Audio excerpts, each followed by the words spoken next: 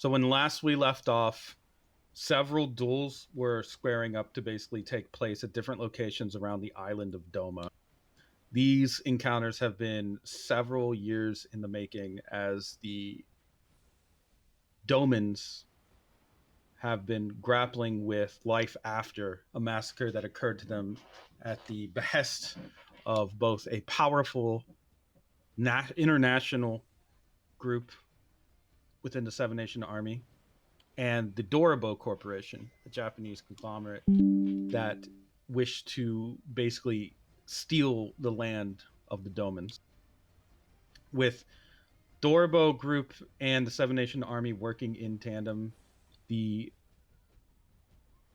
actions that occurred afterwards, the crimes against humanity that were committed, were all carried out in a sort of swift procession, crushing the population of Domans and reducing them by more than half their number within less than a generation's time, erasing much of their culture from the island in favor of a resort which had been built on top of their graves, known as Golden Love. This atrocity was carried out primarily by the Reyes, Linda and Dawn, members and high ranking samurai of the Valentine clan, the Seven Nation Army, who have carried out similar massacres of native groups of people across the world. Here in Russia and on the island of Dome in particular, has been one of their more legendary escapades into crimes against humanity. Now, two of the adopted members of the Doman tribe, Blue and Ice Peak, have reunited, realized their shared connection of a familial level, and squared off with two people that have likely haunted their nightmares and driven them to be the survivalists that they are today. In the case of Ice Peak, it was a lesson in feeding off of others, staying safe, and growing one's intellect so that they could never again be vulnerable to such things. And in Blue's case, hiding one's intention, working powers against one another, and eventually even controlling forces of light, darkness, and fire to keep oneself safe and control the situation. Because both of these now upstanding detectives of the Guam Police Department, the Aqua Unit, both have had difficult lives since that dark and fateful day. And now, yes, upstanding technically, don't worry about it. Now they face down their literal demons on practically here, with Don Reyes in a sort of ascendancy. His magnetic powers are beginning to circle and form around him, beginning to gather in the literal form of stars which have begun to fall across the night sky, streaking bright white light that eventually burns into deep reds and violets as they descend through the clouds, piercing like the needles of God Himself. Upon a glassy beach, he faces down Ice Peak and stalls one of the surviving members of the Doman tribe, along with the lone red wolf. Drag your token out. There you go. A messenger of Jason Valley, a spirit of violence, hunting, and predation. On another part of the island, Ice Peak, in a secluded resort room, faces down Linda Reyes, who is controlling currently a group of armed guards through her sword, Hunter's Star. Her backup here is Nyasha, an average woman with no abilities, but a lot of fighting spirit, maybe even more than stand users that you've met. And then A few floors down, Kingfisher, the young bottlenose boy Huff, and Joni Sojourn face off against the Bee Gees, a son, father, and grandfather trio of Dorabo corporate managers, all using the same single stand triple sevens. It seems to transfer damage and have a luck based component to it. All of these battles have been perhaps set up by destiny or fate itself. Gravity has pulled these combatants into this final resolution for the purpose of catharsis, for evolution's sake, or perhaps just for entertainment. Will the gods of the land and sea laugh at the splash of red that occurs when one opponent falls and another claims victory? Now is the time for you, as players, to decide. So, get hype or die. I mean, either one. That's fine. You could just die. Oh, okay. If anyone wants to die, just hit the die button right now and you'll die right away. As in the dice button, or as in? No, as in pass away. Okay, well. Can't handle Okay, it. there you go. I speak's dead. I mean, look at her situation, though. I She'll be believe you, I fine. speak. It's fine. I'm fighting the demons of my past. Oh no, everything is on fire. Yeah, it's fine. Got this. Okay, as we go into it, I have to fix the turn order a little.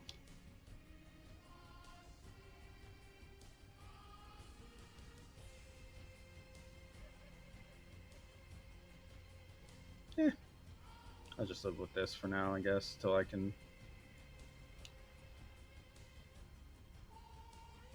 That'll work. Huff, you Oh, are no. facing down 3 opponents here in the form of the Bee Gees. You can choose to focus on one. I will give you a cost-free assessment of the situation according to what you know as a character, if you'd like, or you can choose to just act how you want, like forming a plan, creating an advantage. Oh boy. Yeah, I guess I would. I mean, I feel like Huff would just kind of assume that the old man is the oldest and frailest.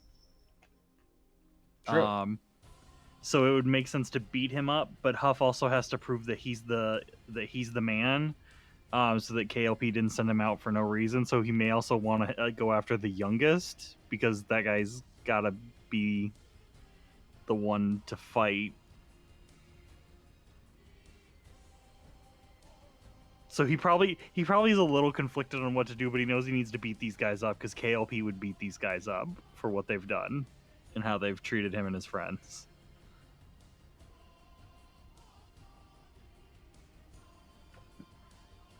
So I guess he would probably start with the youngest and just, I don't know, try and throw a punch. He probably hasn't actually gotten into a lot of actual fights.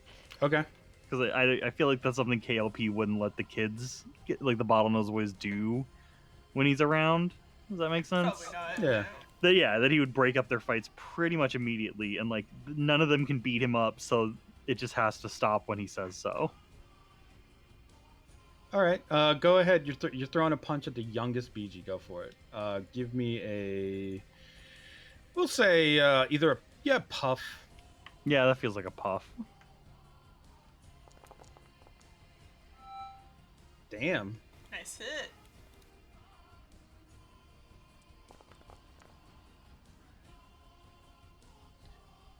You can choose to invoke if you'd like. Yeah, I will. I'll invoke. It's like KLP always says, you gotta be buff to be tough. Okay. Do you invoke to add a +2? Yeah, there's no way I'm gonna roll better than that. Okay. I mean, there's one chance, but it's not. I don't feel lucky enough. No. All right. As you're punching into this, oh Jesus. As you're punching into this guy, you notice that basically the hit goes right through his chest and slides out the collar of the second oldest member, punching him in the chin. Your attack does 2 stress and puts a consequence on Robbie BG. What consequence would you like to put on him? I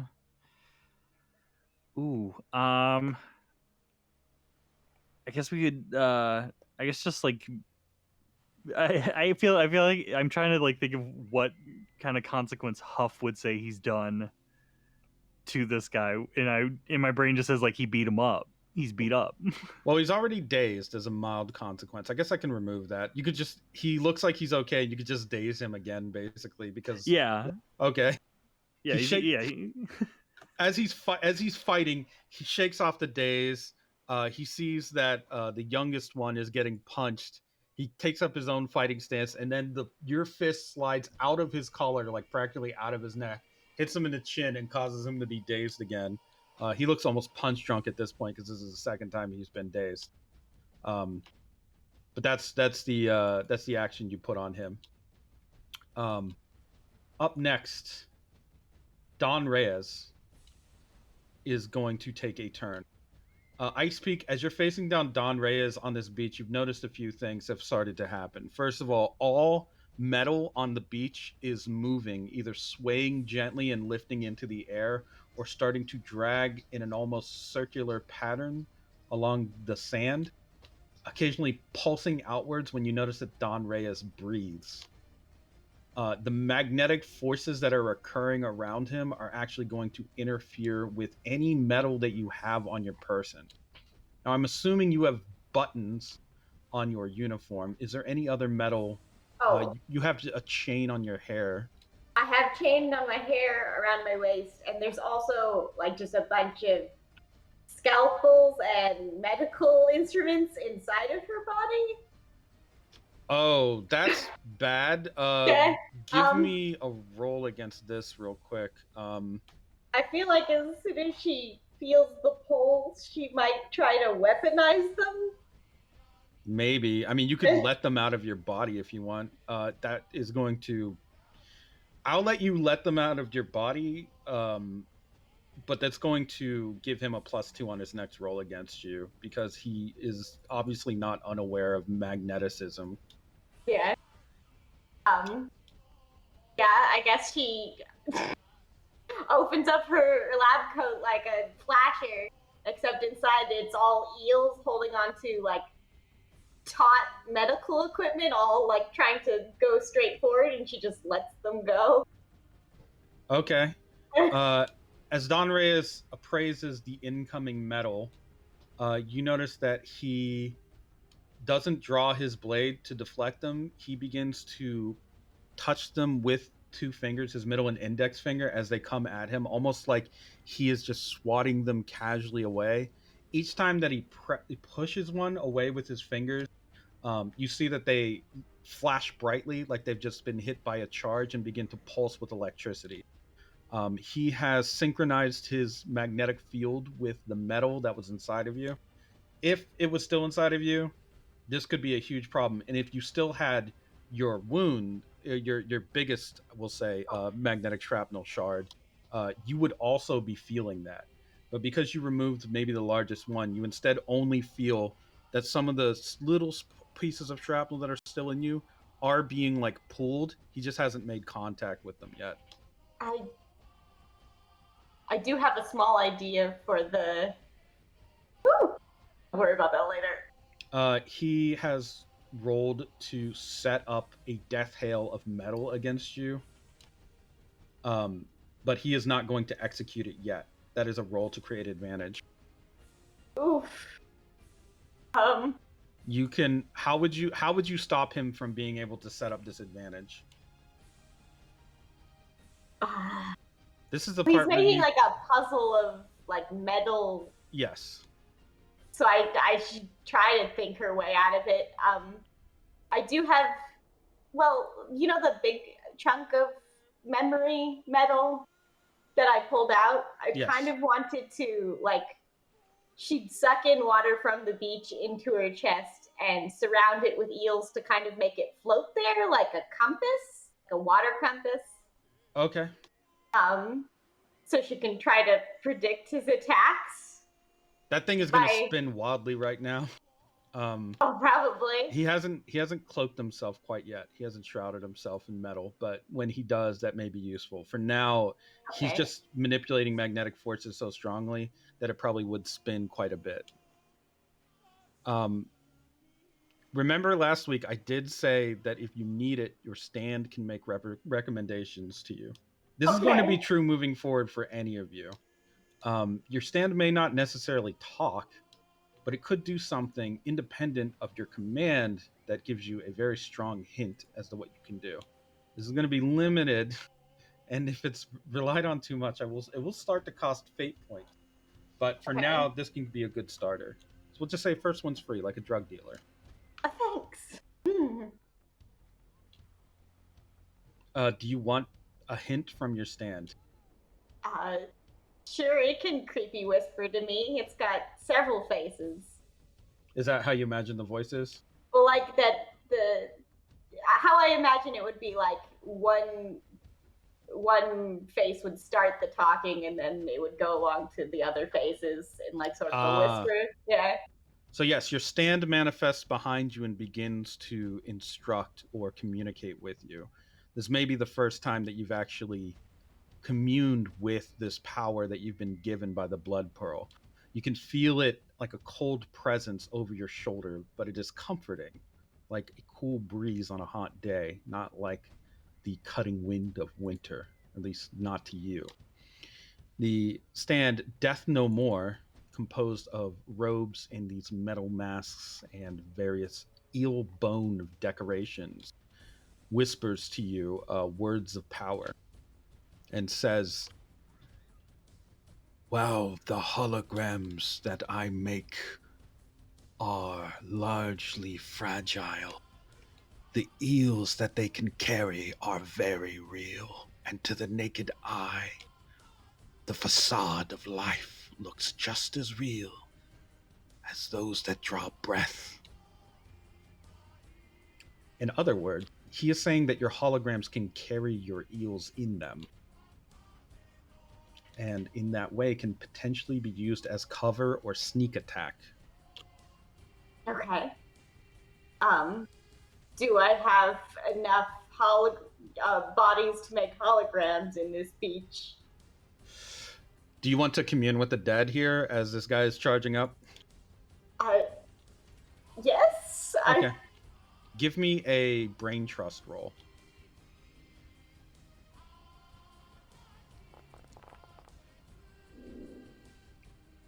Something very powerful is here. Something dead.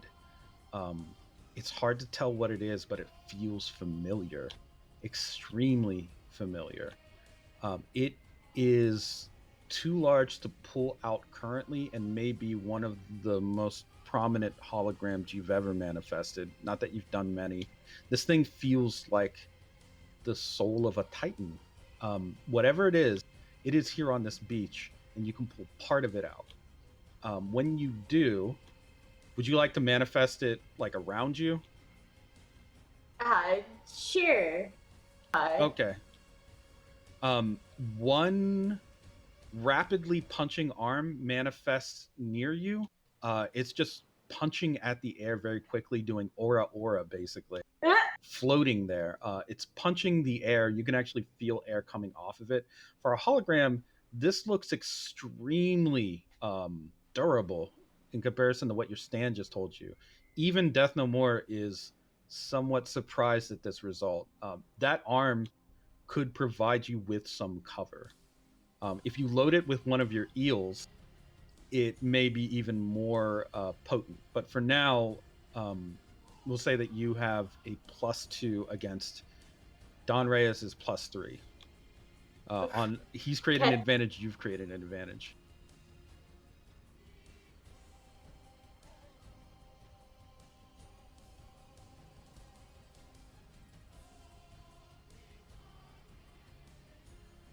Ooh, that doesn't need to be so big. Okay. So you two are squaring off right now for an attack. In the turn order, that puts Linda Reyes next. Linda Reyes currently has 3 goons surrounding her that are being puppeteered, it looks like, by her stand for you, Blue. Nyasha has tackled one of them and is holding one of them down, but you can tell that from the way Linda Reyes is moving, she is actually gaining an advantage by having these puppets surround her. She has a stunt where she gets a +1 per target that is currently being manipulated. At this point, it is max level 3 anyway, so whatever this is comes with a +3 right now. That's a 6. She coordinates the 3 puppeteered guards to reach, jump, and grab onto you to hold you still while she attempts to almost overextend herself to try and stab into your chest. You have the ability to defend against this attack if you'd like. You can either use your stand to do so, or you can just physically try to ward it off. Which do you prefer? I forgot. Did last time when I tried to drain their heat, did that matter? I guess it doesn't because she can just control them anyway. It might slow down their ability to move. So that is definitely a thing when you want to take, if you want to take care of them like one-on-one or just sweep them out. Well, I was also thinking of blinding her. I can also, just like I did for Ice Peak, give you a hint by your stand. Okay. Okay, so in the same way that Death No More manifested and spoke to Ice Peak, your stand Dreams on Fire, which is a sort of roguish looking arcane figure with a lit bullet cigarette and a great spout of fire hair, appears beside you, almost like leaning in a nonchalant way with some arrogance in its pose, to regard these incoming puppeted attacks, and informs you. What is the voice? What do you think the voice of Dreams on Fire would sound like? Like crispy and raspy. Oh, can I do a crispy and raspy voice? It's just whatever your Okay. version of that is. They've got metal inside of their head, and there's fire everywhere. Just heat it up a little, and you'll do damage. Unless you want these fools to live and be weaponized against you, I recommend frying them right at their brainstem.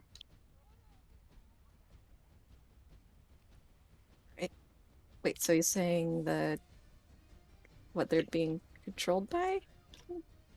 Yes, there is a metal thread that is currently wrapped around their brainstem and is sending magnetic impulses directly into their mind. That is manipulating them.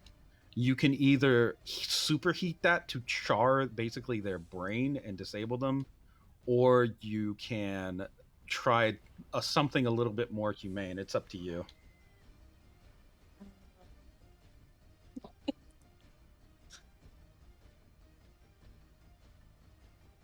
Yeah, don't want to hurt them if they're actually kind of innocent. But It's hard to tell. They do work for Dorobo. yeah, I'm gonna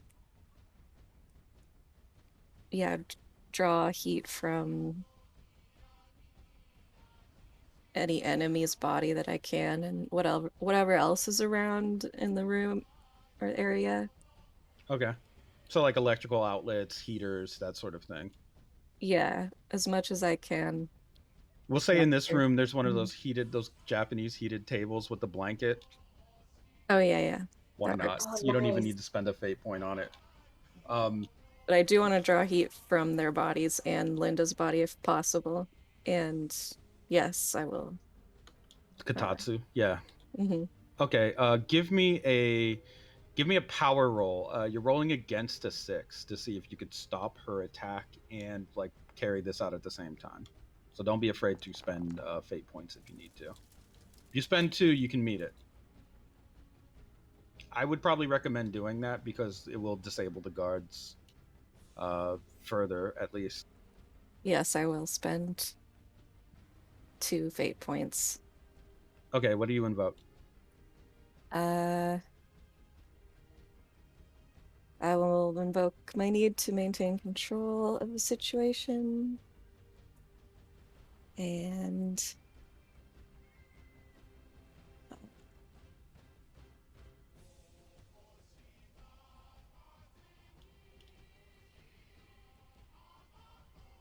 I guess Shadow of the Stars actually would be it would be good here. Because as you're fighting, you can actually see through the window that there are falling stars outside on the skyline okay. towards the east, just like the prophetic dream that you were given when you received your stand. Okay, great. Do that then.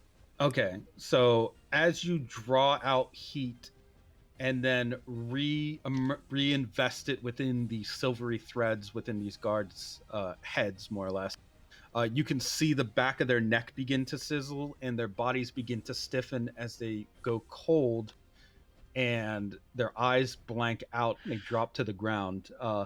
Linda Reyes comes in with her blade, and you manage to, or rather, Dreams on Fire manages to deflect it with a slap of the hand against the flat of the blade, surprising Linda Reyes. She did not expect that technique to occur, but she may be ready for it next time. It is now your turn to act. What would you like to do? Um, did the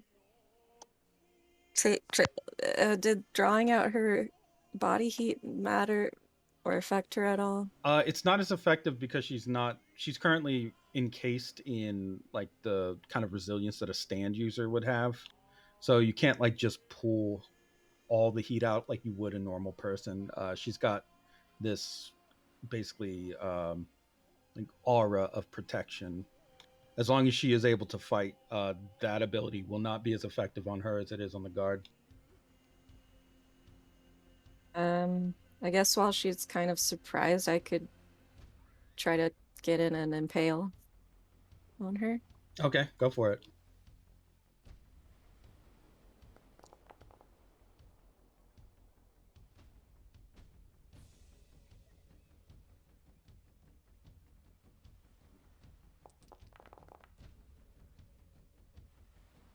She is going to invoke twice that she is um, a retainer of the Valentine clan, so she will not be bested in combat by this unforeseen move. And she's also driven by the ascendancy of Don Reyes. She can feel the power of their shared lineage of swords growing rapidly. She knows that the time, this fated hour, is near and won't fall before she is meant to. In which case, that makes her Orient a 5 instead of a 1. Now, she has a stunt.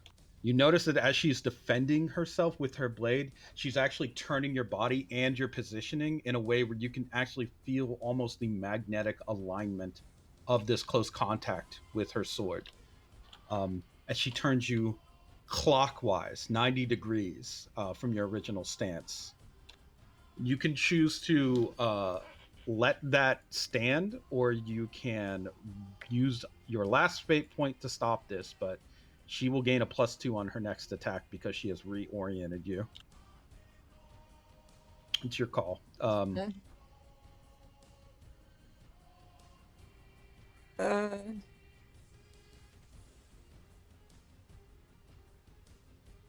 Well, so You may want to save it. Does I it- don't know. yeah, does it end when I'm reoriented, or Yeah, it ends on her next action. It's just an advantage she creates on her next action by succeeding on an orient roll with defense.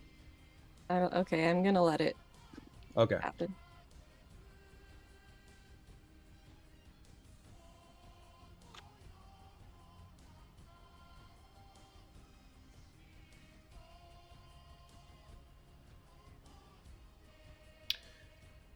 As she's moving you, and Ice Peak, as these magnetic forces are aligning around you, and you're feeling Death No More's power trying to help mitigate it a little. The both of you, Ice Peak and Blue, can feel, although you're not exactly sure how, your exact line between one another, where you are, no matter where in the world. Geographically speaking, it's like as if you have your backs pressed against one another, even though you're nowhere close to each other.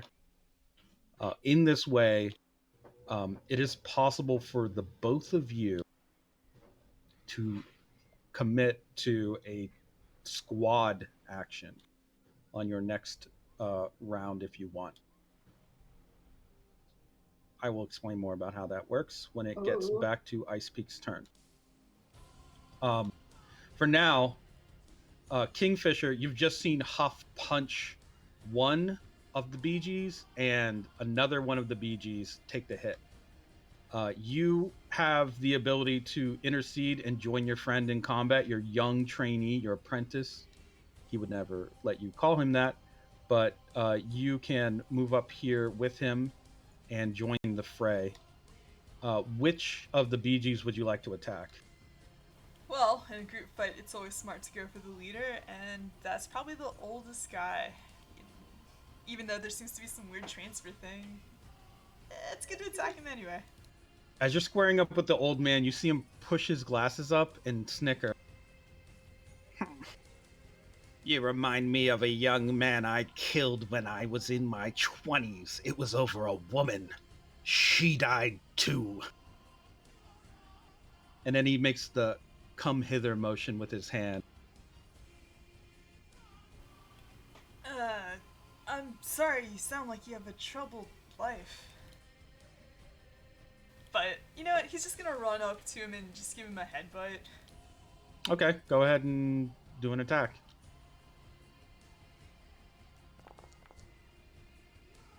The 3.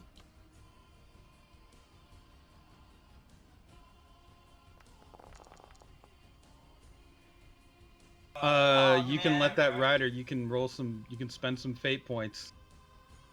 Now I'll spend fate points. Okay. What do you invoke? I'm gonna invoke Legendary Athlete. Yeah, balls.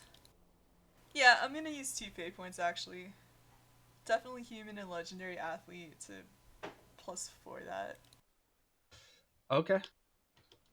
You managed to basically pull your arm back before the skin begins to get shredded off of it by the rapidly moving mechanical parts that are popping out of his sleeve.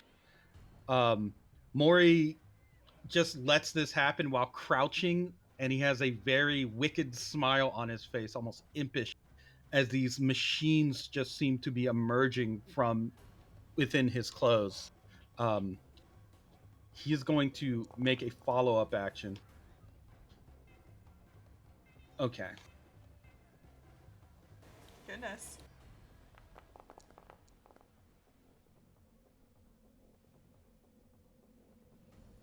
Once he does that, you actually feel your arm that you pulled back pull right back into the grip of his mechanical forceps. It seemed like you had pulled back enough, but once he rolled that, it just shoots right back in. You take a minor consequence, shredded forearm. You can actually hear and see his eyes rolling behind his sunglasses, and see that it lands. One of them lands on. It looks like a cherry shape. The other one lands on a 7. It looked like the 7 is what gave him the ability to actually cause you to be where he wanted. The pain is obviously excruciating, but your ripple training and your natural physique help you to just power right through it. Well, not the best start. Oh, it's fine. It could have been a lot worse, trust me. So in the turn order, Joni is up next. She sees that you have been shredded and actually will, let's see.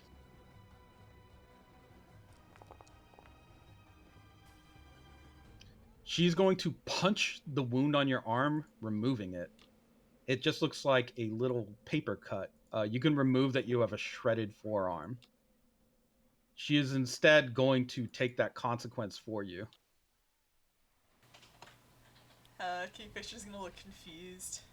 You can see her stand Cheap Thrills manifest, punch through your arm and then through her own forearm, just causing her arm to bleed. She looks pained by this, but seems to have some kind of plan. Keep pushing forward, no matter what, and hit the old man. He's the worst one. Understood. So now that is what's happening with the Bee Gees. Nyasha is the last one. Oh, actually, she's not going to be the last one to attack. Nyasha's going to make a move to try and set up a advantage for you, Blue. See if she can.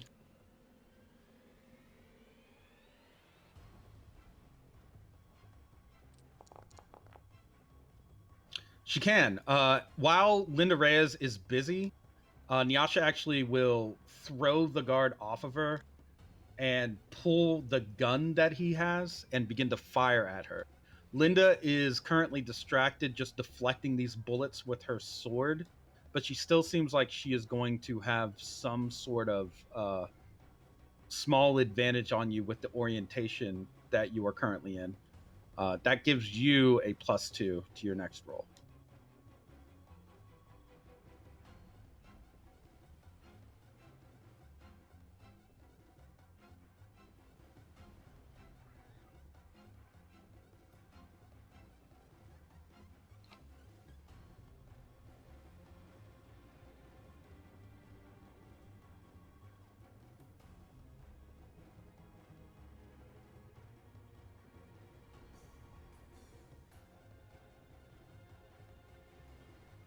However, because she's interfered, Linda is going to simply send out a spray of metal right at Nyasha's direction with each bullet that she deflects.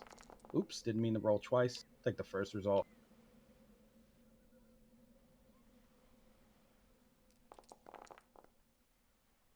Nyasha is able to shield herself with her forearms against this spray of metal, but it is enough where now that advantage that she created, well, no, it's still there. Linda is still occupied. You can see that some of the metal fragments that Nyasha was able to guard herself from, however, are working their way through her flesh. She is trying to pull them out while she runs for cover, but they're almost like little hair sliver worms that are just ribbons that are just working their way right into the wounds, small as they were initially. Nyasha is looking to reload her pistol and deal with this infestation of metal within her body. The last action they can be taking right now is the Red Wolf. So Ghostlight, that's your name. Ghostlight, you have the opportunity here to take an action. You see that something strange is happening with Ice Peak. She has called up some old but very strong spirit you have not yet encountered the likes of. Something that would be maybe of a great interest to those in the valley, but you can't be sure of what it is if Ice Peak dies too early in this fight. On the other hand, Don Reyes is becoming something that may be more powerful than a stand user. He could even challenge the Egregori themselves if given the opportunity to grow in strength. So your choice here is between Ancient power and a newly formed power.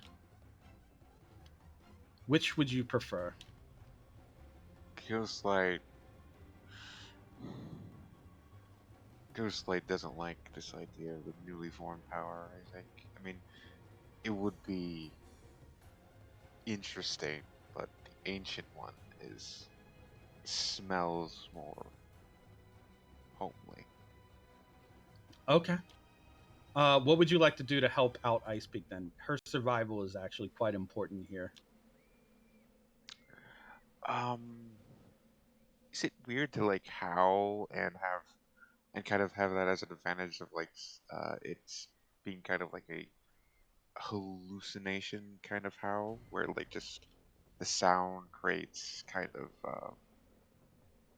No, I got a bizarre. badass idea for it. No problem. Yeah, roll a howl. Okay.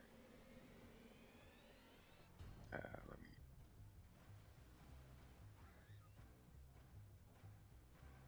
Wait, where?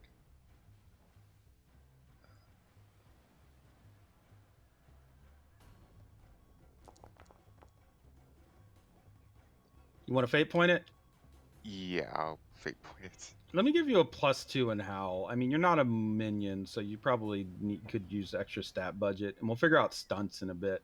In fact, we'll say you have a +2 to howl, and this is a stunt. How does that sound? When creating an advantage with howl. Yeah, that works.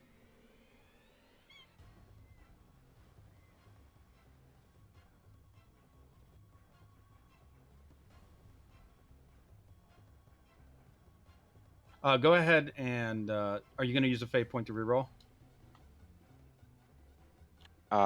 Yes, I will do the reroll.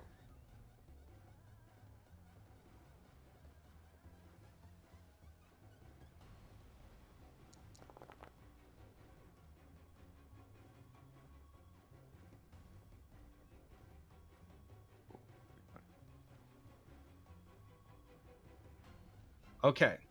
So here's what I imagine, and feel free to tell me if you want to change it or alter it if you're cool with it. As you're howling, the waves that are traveling off of you create an almost red distortion in the air, and the outlines of prey that have existed in the area begin to manifest. This is a way that you wolves can actually track prey that you're hunting. You can simply howl and create these sound psychic impressions. In this case, you are adding such emphasis to the sound of your voice that these things look almost like red, very blurry hallucinations of birds. They are flapping their wings at a sort of staggered, stilted way, like they're missing frames of animation. But they're enough that you can see what was here and sort of where it was. In this case, because you're a keen predator, you know that earlier in the day, maybe in the morning, there was a flock of birds here. So it's created a blood flock of sorts, this very strange red distortion. You've created an advantage. I will mark it down. That adds a +2. Actually, we'll see. What does it add to your roll? He has to roll gaze against that. A 2. He's going to invoke once that he is he's here to clear away the ruins of the old world, and this strikes him as an old shamanistic type of power, calling the spirits of the animals, tracking them in this way.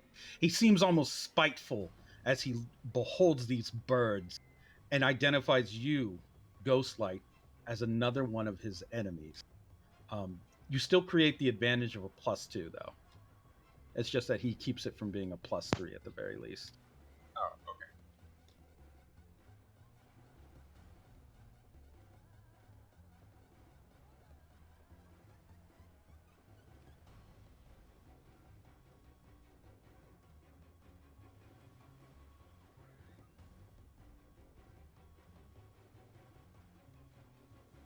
Okay. We're at the top of the order. Don Reyes is going to attempt to strike out at you, Ice Peak, with all this gathered metal, with his magnetic force, with everything that he has.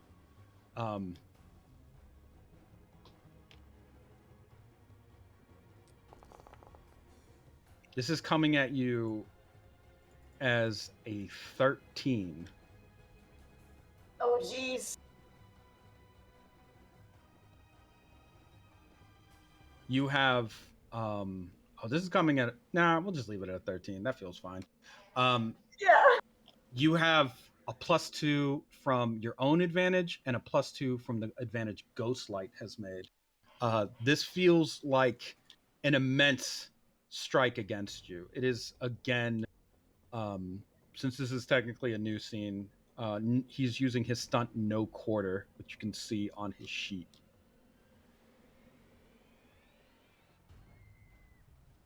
Oh, I can see a sheet now.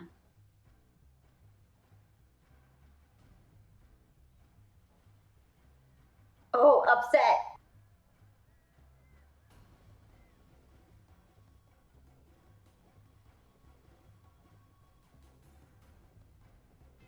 As he is coming in with his blade, by the way, the shards of metal that he had magnetized are following in as if he created a riptide, and they are just being pulled in by the force. So it's just a cascade of heavily magnetized and electrified metal coming in on you. Can I use the giant arm? Try to like That is one of your advantages. It's your +2. bury myself in the glass and sand and turn very skinny and like come apart into pieces for a second or two. That's gonna be a speed roll, probably. Okay.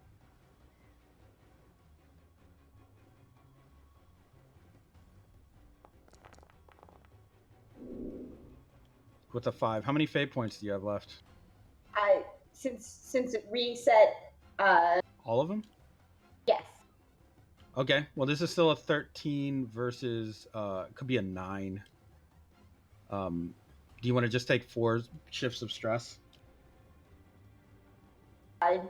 Yes. But can I? Sorry, did I miss? I had damage before this fight. Do I keep that? No, you don't keep. If it was Okay. just stress and mild consequences, you take those off. Okay. Then I will take 4 shifts of damage. Okay. So I put this arm. I put my arm into this arm, dig deep, and throw my body into the hole I make. He is aura into the ground. He's gonna further boost his attack. He's invoking twice.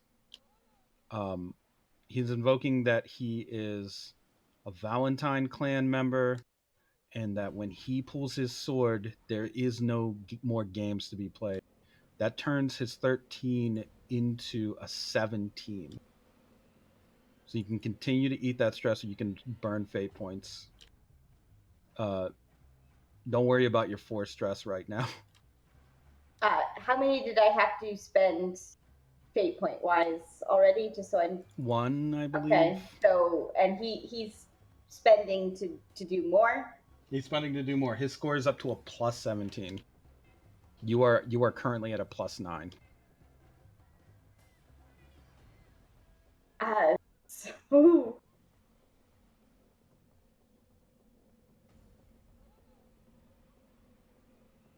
I guess I also have to spend. I'm gonna survive to attack back. So, like, I'm digging down to find the rest of this body, perhaps. Okay. Oh, what do I spend on that? I can't. Well, if you spend all your fate points, you will have a 13. That means you still take 4 stress, but you will be left without any fate points. Can I spend 1 and just take more damage or get a consequence? With his style, he will just take that fate point from you when he lands if he succeeds with style. Well, I just wanted to keep 1 for the stunt thing when that happens. But I guess I'll just spend both fate points. Okay. As a crazy eccentric doctor and a swarm, I'm trying to figure out this puzzle. Right on. So Okay. you take 4 physical stress. You are out of all of your fate points, and you can feel that when he lands this attack or tries to attack you in this way, you feel like you would have been robbed of further power, but because you are all out, it doesn't work on you, thankfully. It is now your turn. The ground around you is currently smoking and electrified from just the sheer force of attack that he landed. But you still have only taken 4 physical stress. It's like melted glass. Starting to get that effect. I'm trying to dig down and find more of that spirit, I suppose. Okay, let me tell you a little bit about the tactical thing that I mentioned earlier. Just like I said before, you can feel like, though you aren't there physically, Blue has your back. In this way, the two of you can actually coordinate a squad action and execute it simultaneously if you sync up what your plan is. And for a second, you can even feel the abilities of Dreams on Fire. Like you feel a heat sort of within your spirit. So I can send her extra heat? It's possible, yes. I'll try to spread my eels out into the heat he just melted the glass with and just kind of send it to her. I don't know what she's doing, but I know she's in a fight and I know she needs it. Okay. To perform this squad action, both of you have to agree with what you're doing. Blue, you feel that there is a signal that you will get a massive incoming donation of heat from far away. And you can trust the source of this. You just kind of know intrinsically, like in your spirit. What would you do with that sort of heat? I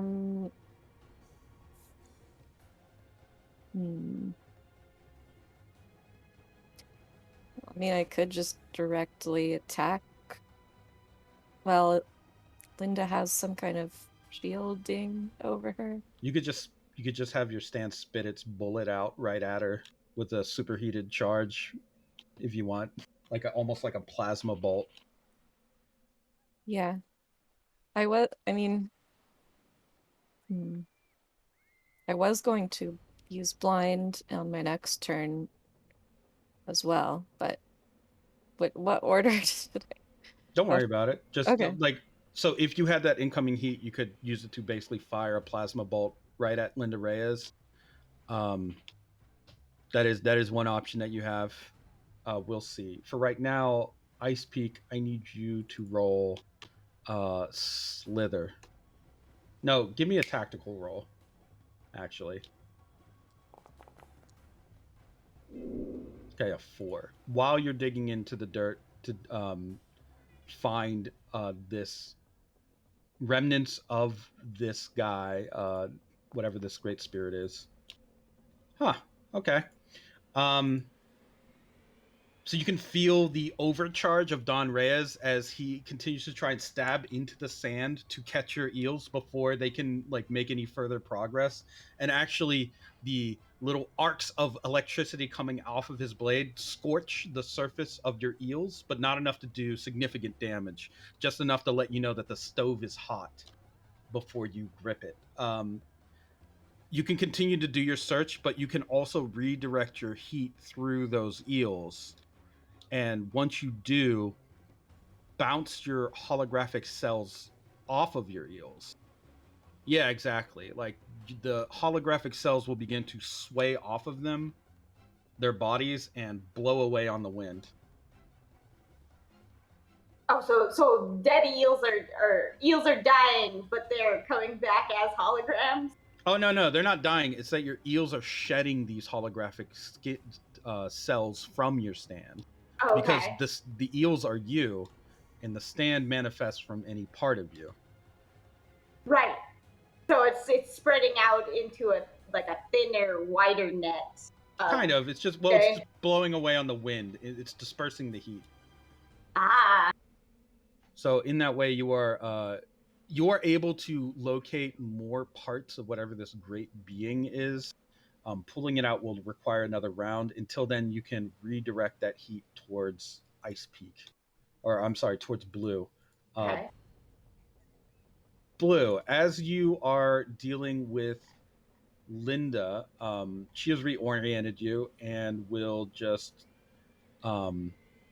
pull backwards away from you, taking a step, reorienting herself so that she can go in for a perfect lunge. You can feel the magnetic force beginning to align itself around her blade.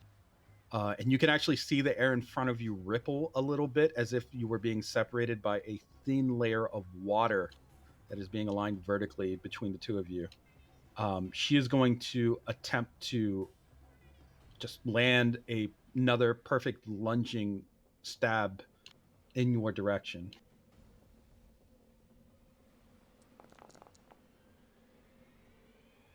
That is an 8. And she is going to spend 1 fate point to invoke that.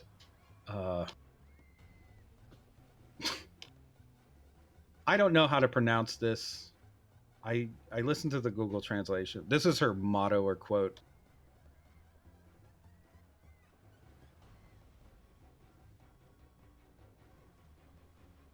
Yes, and tell them what it means. Dance until you die. Yes. She is stabbing at you while screaming that out. That puts her at a 10. Blue. How do you want to respond to that?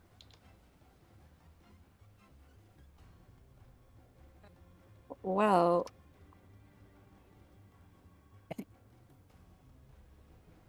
I would like to blind her with that. I'm hoping that would cause her to like lose her, like Sure. lose some control. Yeah. Yeah, go ahead, roll a blind.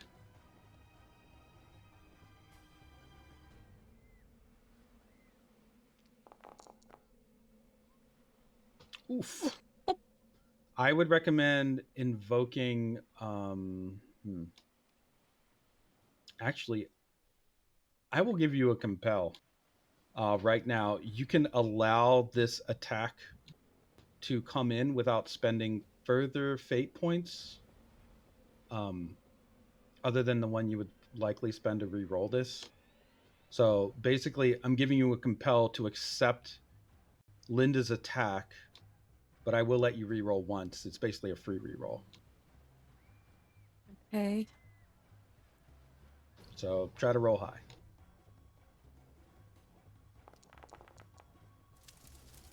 Damn. With the +2 that Nyasha gave you, that puts that at a 7. That means you can take 3 physical stress if you'd like. All right. Okay. Because this is a compel, actually, the terms of the compel are pretty much satisfied on that. You heal 2. You can remove your 2 shift. You have a stunt because you are a teeth form merman. That when you accept the compel, you can heal 2 shifts or 1 mild consequence. Oh yeah. So you are able to, because you are catching things now. You're catching on to the ways of how this food chain works. Linda seems very intent on trying to stab you or run you through. It must be for a reason, but you have your own plan that you're setting up. Your blind didn't stop her attack, but it did stop her from noticing the incoming holographic cells that are blowing in through the nearby window. These strange mirror-like flecks in the air that are currently holding a charge of heat. They are the memory or ghost of heat that is coming to haunt this other Reyes. She has a stunt of her own. Let's see. Yes, rising. Okay. She's going to invoke to re-roll that. She is invoking that she. Let's see. Yeah, that she's a member of the retainers of the Valentine clan. She won't be just like easily outdone on this. So let's see if she can re-roll better. A 3, yeah. Okay. Roll your durability, your cover against a 3. You are able to stop the sudden and swift motion that she was about to make, or rather, your stand is able to predict it and shoot an elbow out, a metal guarded elbow, to stop the sword from sweeping up into you. You can feel actually yourself lift off of the ground by an inch, just momentarily, but not long enough to be knocked up into the air, which seemed to be what she was about to do. She was about to follow up, sweep you up into the air.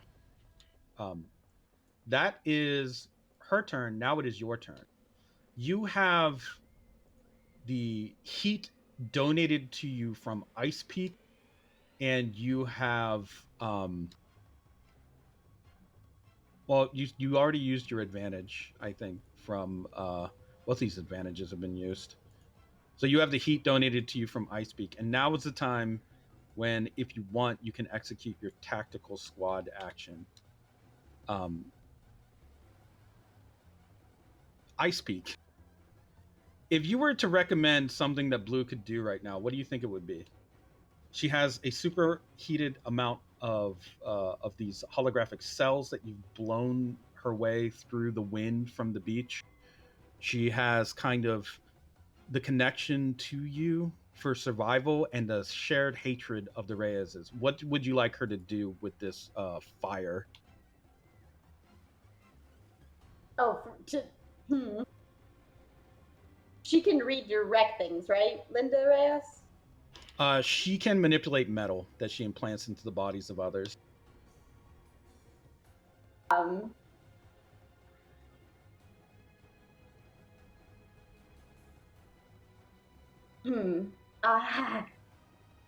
Other than just light her on fire?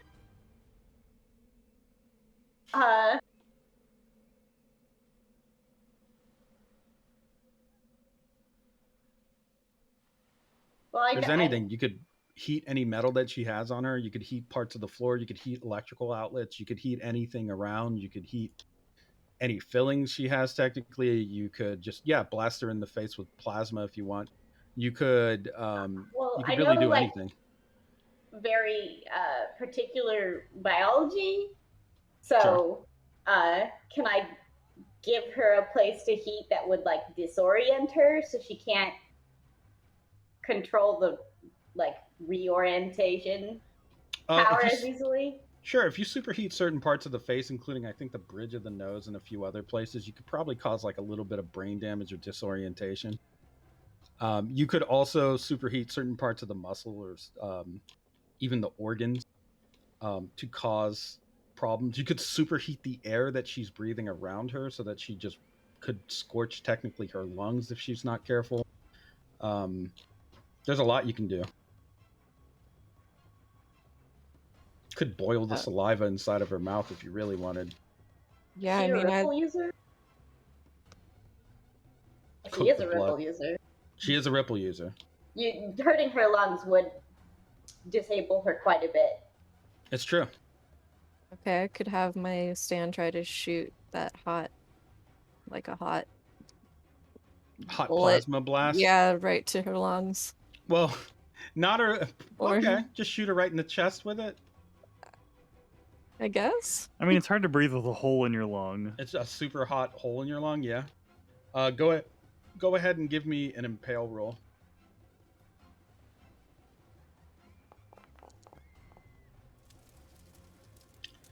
You have one.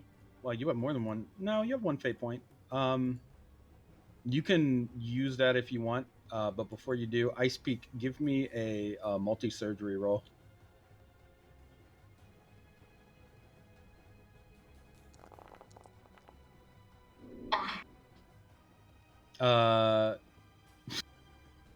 Okay. You are currently standing on a +2 to your attack, Ice Peak. What would you like to do? Do you want to spend a fate point to re-roll it, or just +2 it? I don't have any fate points left, so. Oh, okay. Blue. I will give that +2 though. Oh no, I'm sorry. I was talking to Blue. You have a +0. You're boned. Unless you want to take a compel and get a fate point. To help Blue, certainly. I Okay. could take any compel when it comes to her little light in the darkness. You're going to have to accept more heat to send her way so that she has more of an advantage. That's going to require you to take a mild consequence. Yes, Nope. I will do it. A No. moderate consequence. That feels more appropriate. Okay, yeah, well, So you're going to get... Okay. It's time to cook some meals, is what you're saying? Yes, you feel like, yes, your little light in the darkness is missing that last bit of power. You need to be able to accept it to transfer it to her. And right now, that means getting very badly scorched. The magnetic arcs from Don Reyes course through your eel. They cook, they die, but the black flecks that shed off of them give birth to more silvery wisps of hope that float through the wind at a rapid speed and appear almost in a ghost or wraith-like fashion, not respecting physical boundaries, appearing behind you, Blue. You now have twice as much heat as you originally did, giving you back 1 fate point to spend. So you now have you have 2 fate points if you want, basically, to spend on this this impale action you were taking. Would you like to re-roll? Would you like to Oh, you have another thing that you can do, actually. Yeah, I have an idea here for what you can do. This can be an all or nothing move if you want. Wait, would my anti-up stunt have been? No, didn't blind her Okay. successfully, but there is another stunt that you have, and it does count. Yes, it's gambling time. You have a power extra you haven't used yet. Power extra darkness. You don't need to take that as an action. You can just do it. So right now you can gamble real hard here. I will give you the opportunity. This is an all or nothing. Either you go down or she does move. Are you game? Wait, I go. Either you die or she does with the next action. Oh, shit. You want to roll the dice? Sure. Okay. So I do. Is this a gamble roll? Yeah, but let me explain the terms to you Okay. real quick. Blue has the ability to absorb or turn off the lights in a room momentarily. You are Mhm. about to fire a super bright, heated projectile right at her, and she is currently banking on your direction, the direction you're in, being enough to keep her alive so she can further work her style against you. If you were to suddenly turn off the lights so she can't see and then blast her with this bright flash, it's possible that she won't be able to react fast enough to stop it from piercing her right through the lung, the chest, more or less. Also, since is my stand also turned around? I mean, it's facing the same direction you are. Okay.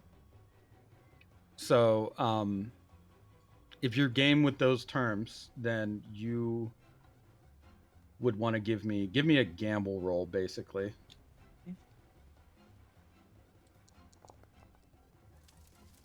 Mm.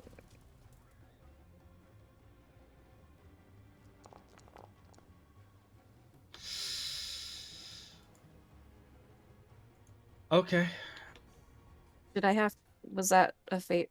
Was I spending my fate points for No, that? Okay. you're good. Okay, so you basically draw the light into yourself and into the single bullet clenched between Dreams on Fire's teeth. Linda Reyes is really the only other source of illumination in the room, with her bright flashing blade, Hunter's Star. And you can see her diving in on you, mouth agape, screaming with bloody, murderous intent in her eyes. That one shot that you fire had to be fired in such a way that you would put yourself in the path of her sword. It was the only way to get it through all of her guard and her into her blind spot, which is right into her left lung. You're firing from below the rib cage and kind of right up through it. She only realizes too late that she is in the worst possible position to deal with this. And as the bullet fires, you can see her scream something, but you can't hear it over the sound of the plasma discharge of the round being fired. It pierces her. She falls forward. The blade, the edge of her sword traces along your throat, but doesn't cut. And she drops her as as she passes by you. The spray of blood from out her back vaporizes in the air and leaves a jet trail of steam and vapor, this red mist, and she actually belches out a black smoke and a spray of blood. This monster that had been part of your childhood trauma just got killed in the old ways of a samurai duel. It came down to one strike, and it was you or it was her, and there was no reason at all for it to ever be her over you. Your survival has been ensured, and perhaps the survival of your sister, the good Dr. Ice Peak. As Linda stumbles forward, turns, and tries to pick her blade up from the ground, you can see there is a pained resentment in her face and tears that begin to well up in the corners of her eyes. It can't end before I see him become king of this world. She scrambles to pick up her sword and then stands one last time with it in hand, coughing out.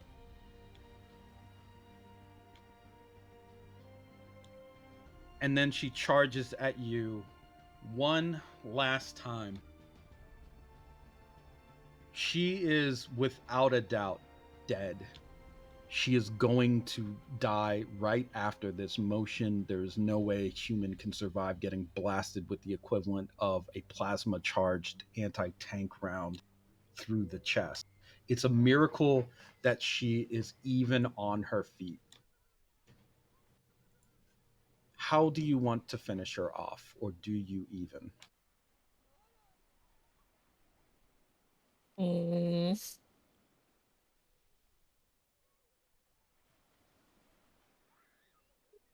Uh,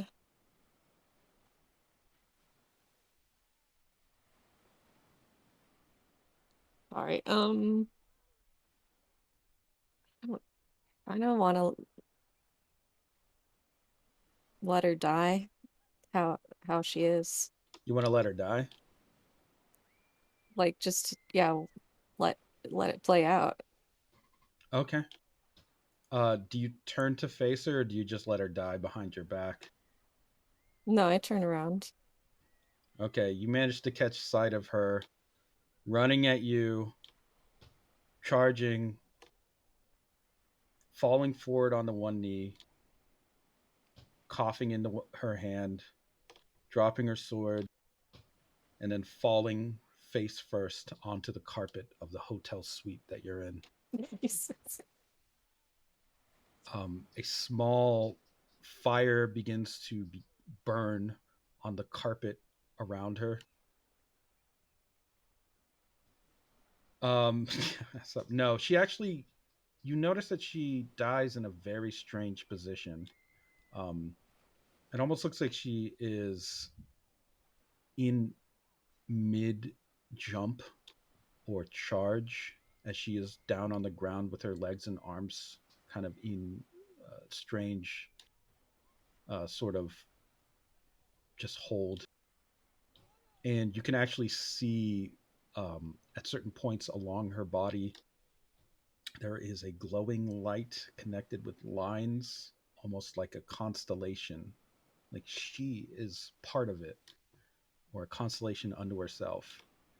And once that fades, she is fully dead. The wielder of Hunter's Star, Linda Reyes, has been defeated by Blue Zavoda. She is gone. Yay. Nyasha, you notice. Well, first of all, you hear a gunshot and you feel a bullet graze your ear. Nyasha is holding a gun shakily, and if you hadn't killed Linda just then, she would have actually probably hit you in the head with that bullet round, with that pistol round. Instead, you can see that the metal shards that had been trying to climb into her wounds and are currently wrapped around her fingers and hand, forcing her to hold the gun, turn brittle and break into small pieces. She was being puppeteered into being part of Linda's attack, and that has been foiled. She throws the gun, naturally. But damn. You are the victor of your fight. You can choose whether or not you want to be angry at Nyasha for almost shooting you, but it doesn't seem like she had a choice. No. For the rest of you, the Bee Gees take a big jump back once Linda is dead, look at one another, and think that maybe they should rethink their strategy here. Huff and Kingfisher, you have the opportunity to either keep them from making an escape or just letting them go. Although it seems like your odds of beating them seem like they could be good. You just don't fully understand what their stand does yet, or their ability, whatever it is. Do you want to let them go, or do you want to just like try to hold them in a fight to make sure that they're not a problem later? Honestly, between Kingfisher, Huff, and Joni, I think only Joni would be interested in trying to capture them. Right? It's true, and she is. So she's a vote to capture. That's why you guys are the tiebreaker. I was gonna say, yeah, I think Huff would just kind of follow whoever's lead, and especially he may want to go do the opposite of whatever Kingfisher says, because he still doesn't like, despite being Kingfisher's apprentice, he will never say that or speak those words in that combination. Because KLP would never be his apprentice. So if you're like, nah, let's let him go, he'd be like, nope, KLP. That means KLP would beat him up. Yeah, that's some bitch shit. Like, it's just, yeah, some little kid shit of, well, I'm gonna do the opposite of what you just said. Well, Kingfisher would want to de-escalate if people don't want to fight anymore. Well, oh no. Then we know where Huff stands. So it looks like it's 2v1 here. I mean, Kingfisher, it's not like you're going to abandon them just because they want to fight. Oh, no, absolutely not. Okay. Yeah, I would say if anything, yeah, especially if Kingfisher just like wants to de-escalate, then that mean I feel like Huff would take that as like, oh, I can prove I'm the man by being better than Kingfisher because Kingfisher's backing down, and KLP would never back down. So why would I back down? Yeah. Also, the pretty girl and the little kid are like fighting. Come on, he has to. He has to help. Yeah, the second I get slapped, it's. No. Okay, as you are kind of trying to corner them and keep them from escaping, Moribiji is going to roll his slot machine. Perfect, actually. Barry BG and Robbie BG seem very confused and angry as their limbs become heavier and their mechanical little stand parts that come out of their sleeves hold them down and force them to form a human barrier. Because he rolled double zeros and double negatives on slot machine, Mori Biji is able to command the other two to do what he wants, regardless of their action and on his turn. They're forming a human barricade, and he is fucking booking it right the fuck away. The old man is way faster than he looks. You can see actually the mechanical stand parts that come out of their sleeves are coming out of his pant legs and making him almost spring loaded as he runs faster than any man should, and he's booking it the fuck out of there. He has left his son and grandson to be sacrificial pawns. Don't worry, I've taken out a good insurance policy on the both of you. You've got cousins and they've got money too. I'll retire with full benefits and you'll get the corporate medical policy. Don't worry. So long, losers.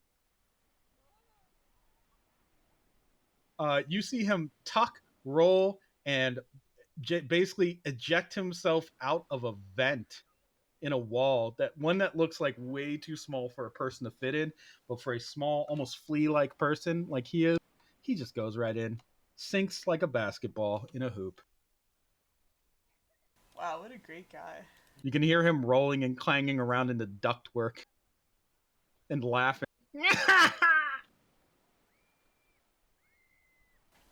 He may be somewhere else in the building, but right now, these two are stuck. Their stand, or it seems not their stand, but the grandfather's stand, because it's not listening to them. Is just holding them in place, almost like they're on a clothesline or they're mannequins. They can't move anywhere. They are struggling against it, but they can't do it. Oh, they're just completely incapacitated, basically. In that case, Kingfish is gonna chase after Mori, the old guy. You can't fit into the ductwork, but Huff can. I was about to say, yeah, Huff is gonna also take a running start after him, but unlike Kingfisher, will take a huge huff like in of air and blow up, and then turn himself around and then blow out backwards to go faster than Kingfisher, and then also deflate small enough to go through the duct. Wow, skillful. Okay, Huff. Once you get out through the duct, the exit, you see that you are by a little side port on the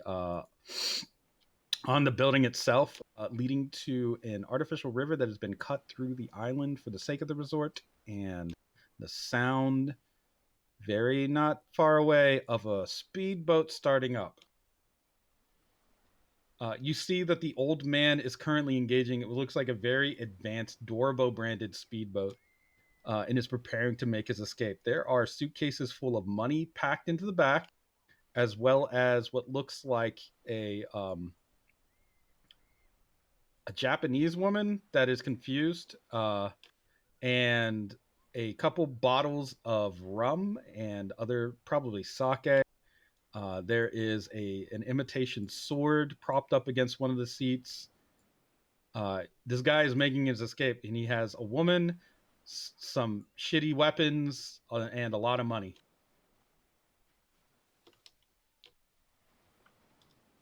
Hey, Yeah. For a fate point, can I say that the woman is upset with him for some reason? Yes, you can actually do that, and it won't be an issue, because the woman is upset with him because as he is starting up his speedboat and preparing to leave, for your fate point, a seagull is currently menacing her. What? She tries to get Mori's attention. Hey, that gull is weird. And then he turns to look, huh? And then another seagull appears on the speedboat, both now staring down Mori and the woman. They have distracted Maury for long enough. Huff, do you have an action that you'd like to try to execute to see if you can stop this man from escaping justice? And yes, whatever he did to the Ghoul Master. Yes. Yeah. So I'd been thinking about, um, like if Huff actually did use Ripple, how it would work. Because I mean, obviously, there's the normal ways in which Ripple works, but I was thinking particularly in the fact that since he's a pufferfish, he has spines full of poison. But I would imagine as a bottlenose boy and a little kid, it isn't that bad. I mean, even on like a normal person, it would probably make them sick, but it may not outright kill them or hurt them in the same way that if he were like a fully grown kind of merman. But I feel like if maybe he didn't know he was Ripple infusing his own spines and then were to jab some old man trying to make a run for it that killed his master, that it wouldn't go well for him. Yeah. So yeah, I just want to turn myself into a giant spiky ball and throw myself at this guy. Okay. Give me a. Do you want to do a huff and a puff, or do you want to do Yeah, I mean, I feel like stabby this spines? is. Yeah, I mean, I feel like this is kind of a huff and a puff roll to throw myself at him. Okay. Go ahead and give me a huff roll.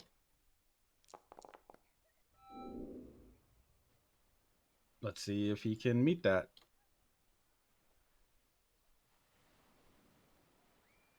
Where are you? You are Maury.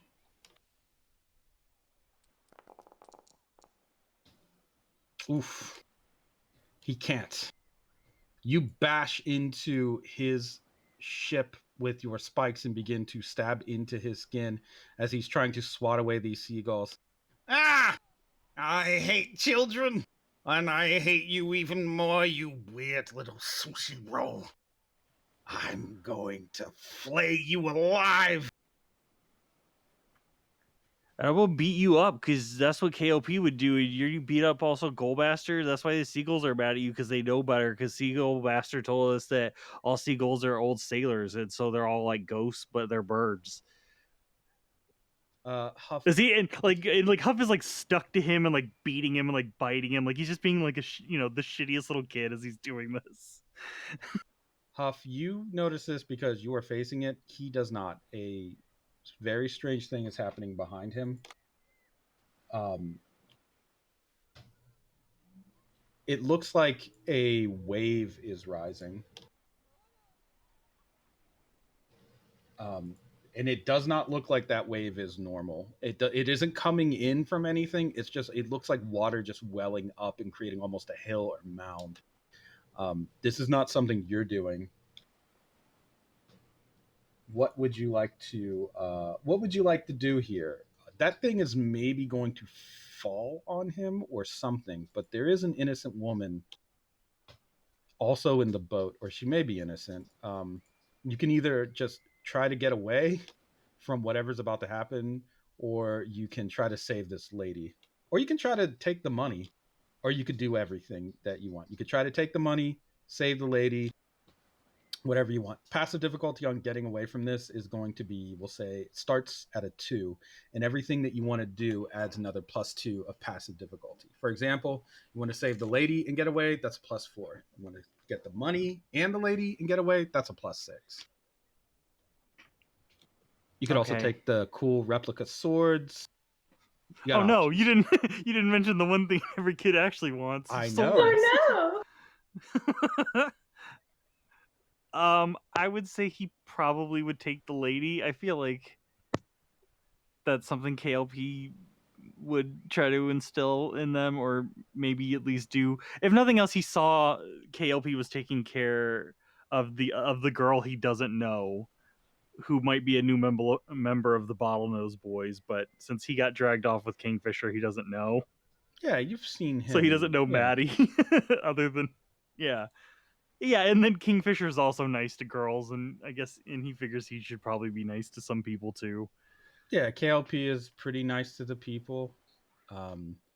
and in that way, you can definitely carry on the legacy of Big Brother. So would that be? So you're not going for the money? You're just going for saving the lady? No, I think just the lady. Okay. I think only because like there's a part of Huff that like money isn't so like such a material thing because he either shoplifts candy bars or like when he trades with the other bottlenose boys and stuff, it's not money they use. It's just Right. like other candy bars, video games, things like that. So like money doesn't make sense to him Right on. in enough sense to steal like briefcases of it. All right. Go ahead and give me a um, give me a mathematics roll. You're trying to beat a 4.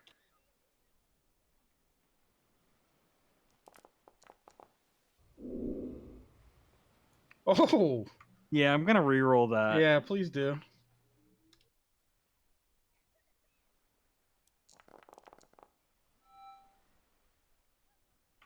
Okay. I'll pay my other fate point to give that a +2 to make it a 4. Nice. So I meet it. Okay, cool. So for the reroll, I'll say that it's probably his Huff is worse than his Puff, followed by his wants to be the man to get them out of there in time. Okay. In that case, here's what happens. First of all, you are able to save the lady. You kind of split second know that something's happening.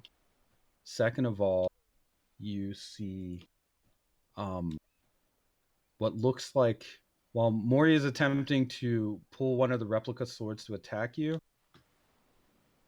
what can only be described as a massive blue hand reaches up, made of water, falls over him and creates a shadow. By the time he turns around, it has slapped down upon him with complete and total force. There are splinters and mechanical parts sent up into the air, and you can only hear the brief attempt at a scream before he is just completely crushed by whatever this thing is. It looks, in fact, like a hand, a very strong one, very massive, the hand of a giant. Once it slaps down on him, his boat is wrecked. The money is floating everywhere. It looks like it's ruined. Yeah, his boat is just in pieces. He manages to survive, but he's floating face down. Do you want to save him too, or do you just want to let him drown? I mean, like, is he float? So he's floating. Like, is he doing like the emergency? Yeah, no, he's doing Kinda the dead safe. man float. He's a Yeah, the body dead that's man found float. by a crew. Like he's Uh, not conscious. Okay. This, I'm gonna go. I'm gonna much like a child. I'm gonna go exactly with my first thought and not think any deeper on it. Huff is gonna turn to the lady and just go, "Do you have a stick? You poke it, make sure he's alive." She's screaming and crying at the same time and pointing at whatever just happened and then pointing at you. Like she's not making any sense. I'm gonna go find a stick, and he'll leave. She's just screaming. Yeah, you can find a stick. You just want to poke the body with it. Yeah, I just want to see if he's alive or not. There's like a couple bubbles that hit the surface once you poke him. Could have been him trying to scream. Could have been a fart. You don't know. Yeah, if he sees the bubbles, like he knows enough that like when people breathe out, and even when mermen breathe out underwater, there's bubbles, so that's fine. He'll take the stick and hand it to her. And just go, you could try poking him too. He's got some bubbles in him, so he's fine. I'm gonna go find my friends. She just passes out. She faints. Once you give her the stick, she just faints. Apparently, it was a very powerful piece of timber. By now, Kingfisher's like outside and probably like calling. Yeah, Kingfisher and Joni. I'm pretty sure you both of you be dragging the disabled BGs with you. They're pretty much like You could just probably, I mean, Kingfisher could probably just put one or even both of them on his shoulder and just carry them like supplies or like timber. Yeah. Can even grab the spear. Yeah, yeah. Yeah, and other Easily. like water bearing bodies. But yeah, he's gonna set that down and go jump into the water Oh, to save that guy. to grab this guy and the passed out lady. Okay. As you go, I mean, she's passed out, I assume, on the dock. I don't think she yeah, fell she's not in. passed out in the water. Yeah, she's Oh, fine. okay. Yeah, Yeah, that's why Huff just left her. hey, Kingfisher. Wow, you've really done I great told- work here. Yeah, I told you I'm the guy up like as good as KOP because I got like, and then the boat got all hit, but I got the guy and now he's fine. He's just swimming like everybody else is. I'm impressed. It's just like KLP says sometimes when we get in fights, he'll say, "Hey, go take a lap," and then he kind of like points to the water, and then we go and we have a nice little swim in the water, and it's fine. It's nice. I'm sure the police officer girl would be very happy to see this all. Are those a bunch of weapons? Oh, do you think? Oh, hang on. So since this is a resort, Huff will start running back because I assume that like were we fighting them like in a hallway or like a room? Yeah, it was like a corridor, like a service tunnel. Okay. He'll try and start running back into the hotel. With no explanation for why he's doing it, but he Of will try course. and break back in. Yeah, that's not a problem. Cool. Do they have like mints or candies that they put on the pillows? Huff is gonna steal some because this has probably got to be like nice quality stuff. He's not gonna be Yeah. back to Russia for a while, so got to of get some course. of those fancy hotel mints. The hotel seems to actually, as you re-enter, you notice that's actually in a kind of a state of chaos because, Blue, you also notice this. The room that you're in, even though you drain the lights, the electricity is beginning to flicker on and off, and you can hear distant thunder on the horizon. It seems a massive storm is coming in towards the island itself. For you, Huff, this is a perfect opportunity to get into the supply room and just empty out like a whole box of not just mints, but like the also very specialized Japanese candies that are given to business guests and their families, as well as tasty small jars of preserves made from fine fruits or spreadable candy, as you probably would like to call it. Um, this is some of the weirdest and most exotic Japanese candy you probably could have ever imagined, including seaweed flavored wafer crisp snacks, hot and spicy, what are like basically Skittles. There's even some of the more savory offerings like salted, spicy mango candied strips. Very, very odd, super hard candies that a person couldn't possibly break with their teeth, but maybe a mer person could. This is basically like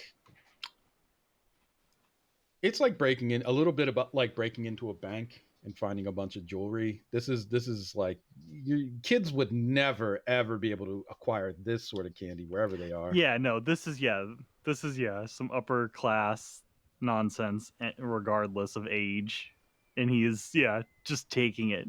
I always imagine him with a little backpack, like some kind of waterproof backpack, and that thing is filling up with everything. Like Huff may not be good at a lot of things, but he has meticulously organized this backpack for maximum space, and like also his little pockets, because he was disguised as a human kid with Ice Peak, so all of his clothes are being filled with stuff too.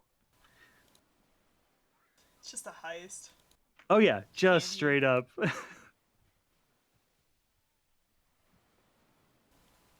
You just stealing the candies. Yes. Good. For you, Back to Dr. Icepeak's life or death battle. Yeah. Meanwhile, back on the life or death. Yeah. Might Don't- end the world Magneto Yeah, fight. really. Ice Peak, you are noticing some very strange occurrences happening on the beach where you are. First of all, it has begun to rain. That's not that weird. There is a fog that's beginning to draw in, and there is a sort of bright flash of lightning that is occurring. So, incoming storm. On top of that, those falling stars that you saw earlier in the sky are no longer falling. They're simply staying completely frozen with their trail and everything. It looks like they have just been painted onto the sky, leaving these streaks of light. And the right arm of Don Reyes begins to pulse and glow, and you can see metal actually escaping from his palms and fingertips, peeling out, unrolling, and beginning to fold over his own sword. The crossguard is beginning to change from this very patchwork collection of different metal parts into the shape of something resembling a star. And the blade is beginning to become reinforced with these metal parts that are coming out of his right hand. The magnetic force that initially occurs is enough to blast you, the wolf, and Stalls about 20 or 30 feet away. You have been repelled from him. And at the center of it, once the formation has been nearly completed, you can see Don Reyes in an almost changed shape or form. He is covered head to toe in these bits of metal. It looks like they came from surrounding scrap. They have been reformed and fitted to create a sort of bodysuit of armor, one that is quickly becoming more and more reinforced, looking more spiked and bladed. On top of that, the sword in his hand is glowing with an ethereal pale blue light that is starting to turn into a bleached white color. Yes, you are in a pit. Don Reyes seems unmoved and even dead at first, because you'll notice that as he looks up towards the sky, parts of his jaw, chin, and throat have been replaced by metal, and his eyes have become these blank white orbs. As he turns to regard you again, you can see what look like small black dots being drawn on the whites, resembling constellations that are just etching their way onto his eyeball.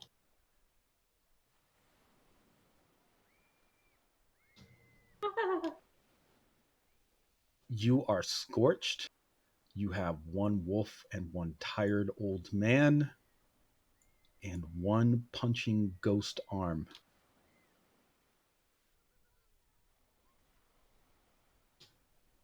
What are you going to do?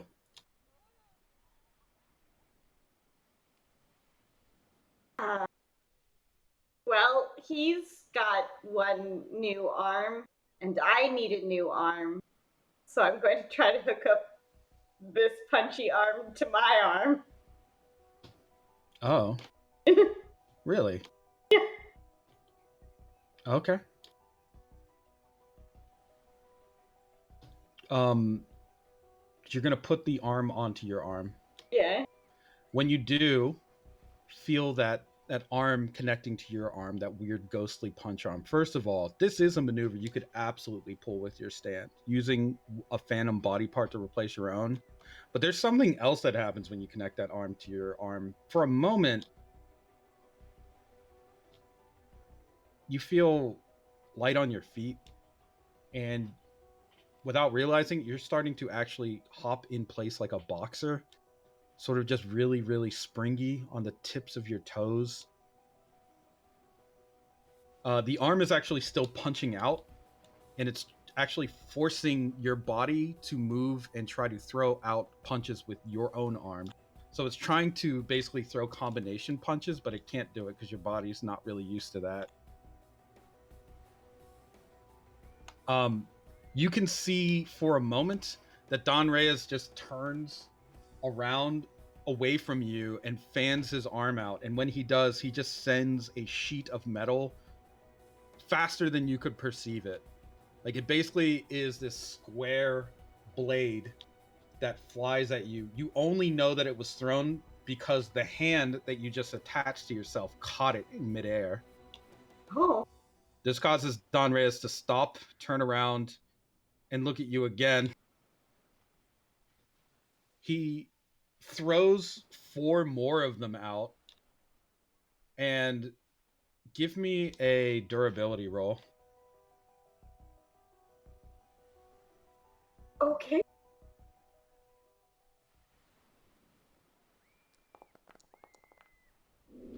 The 3. You're able to actually not wince, and you can see this happen.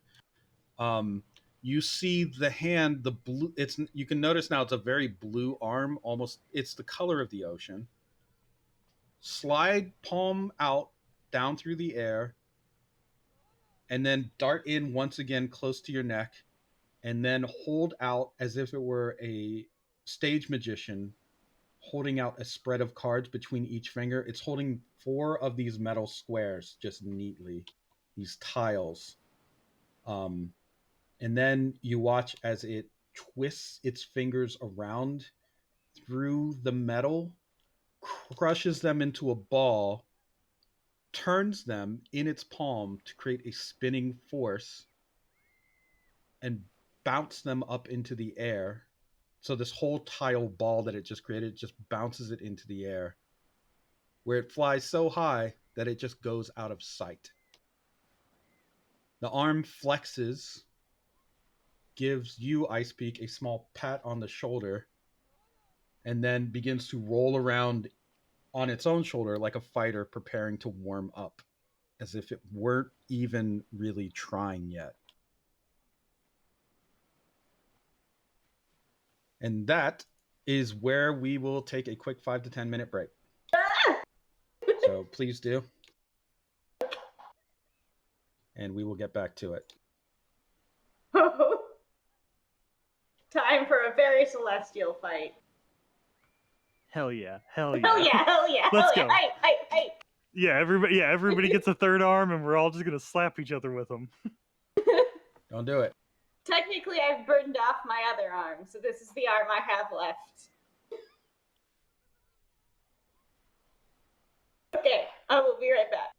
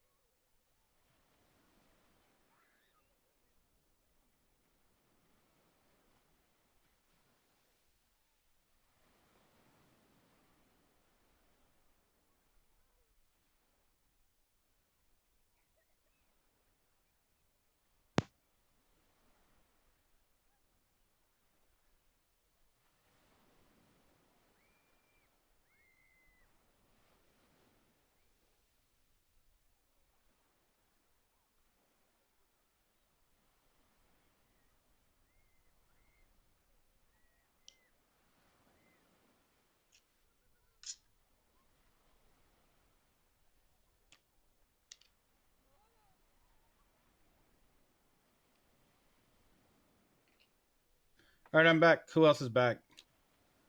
Yo. Me. Okay, great. Don Reyes sweeps the sword across the island, cutting everything in half, then flies away to kill everyone in Stella Maris. Oh my god. And with that, the campaign has come to a conclusion. I was, Hold up. I was gonna say, hey, luckily for Huff, he's smaller than everyone else, so he does not get cut in half. True. Revengeance will be his. The only survivor is Huff, The Candy King will rule. forging his glass candy into a candy sword. He gets revenge. Yes. Yeah, he takes the god candy, and it becomes the dagger in which he will stab Reyes through the heart. Can I picture him riding Ghostlight? Yes. Yes, the dog is also not tall enough to be cut in half, so it is me in the red wolf. Okay. What did I miss? Don Reyes used his super sword to cut everybody on the island in half in one swing and then flew away. Oh no. And the only survivors are Huff and Ghostlight because they were short.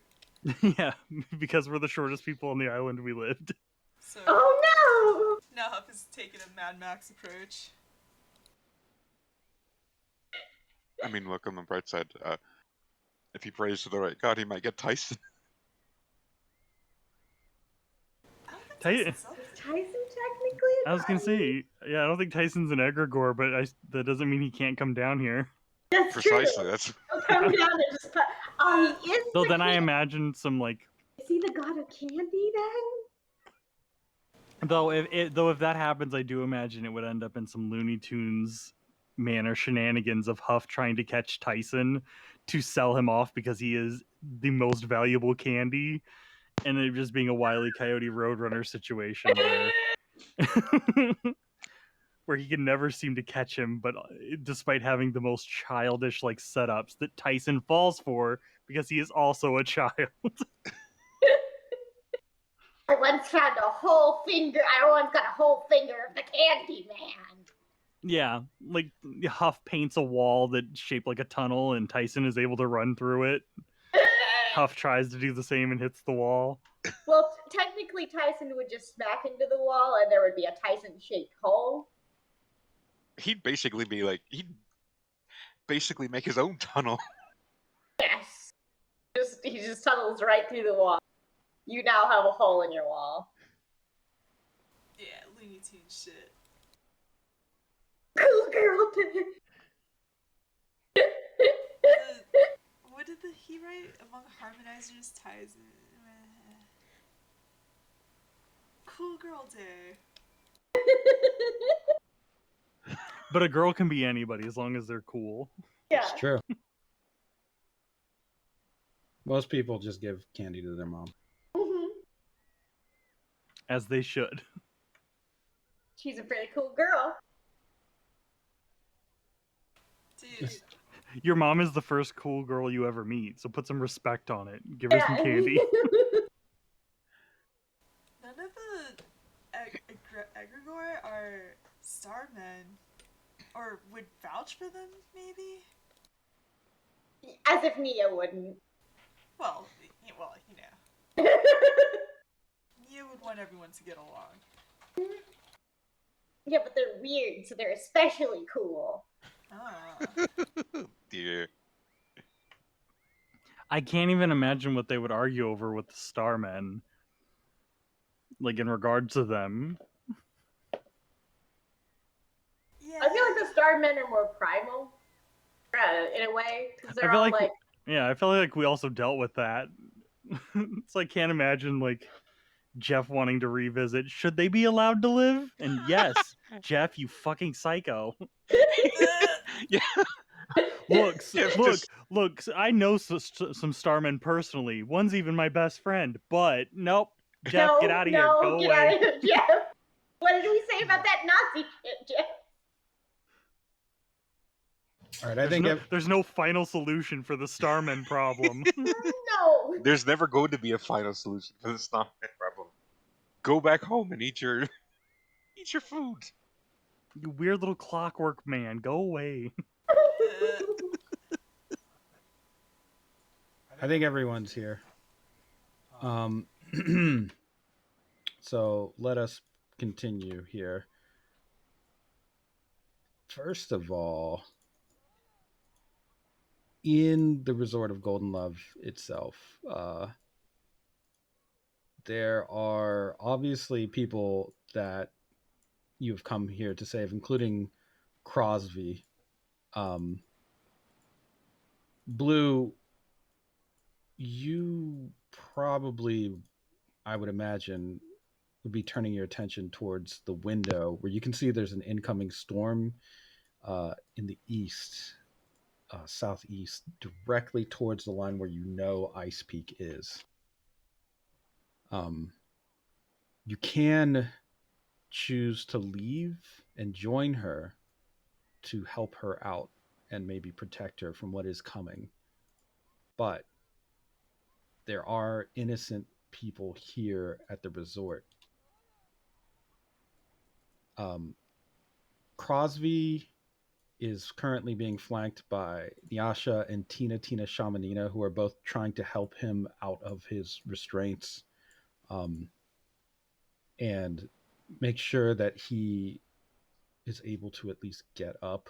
It seems that he has been beaten and he is bleeding badly. Tina Shamanina, this is the first time you've seen her. You can hear her actually through cries and sobs. You can hear her trying to explain herself. Um, I'm so sorry, Crosby. That night, I was dating Russian soldier. I used secret path to get in and out of village. He asked me many times where it was, where people would not know or see. I told him no. But that night, I think he must have seen me or followed me because I was not careful. And for years, I felt like I had killed our people, our way of life. And those that survived hated me deeply. All that was left was being the fool on the stage. I hoped to save enough money to save what little culture we have one day, maybe when I am old. But these corporations, these militaries, they will just use you until you are dry and dead. And for all of the parading around I did on stage,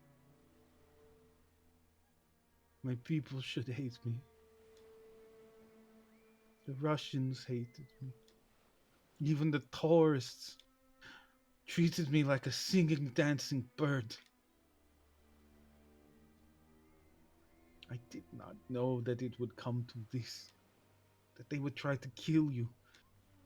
And because we have killed one of their top retainers, they will kill everyone on this island in revenge. There is no escaping these people. I am a fool.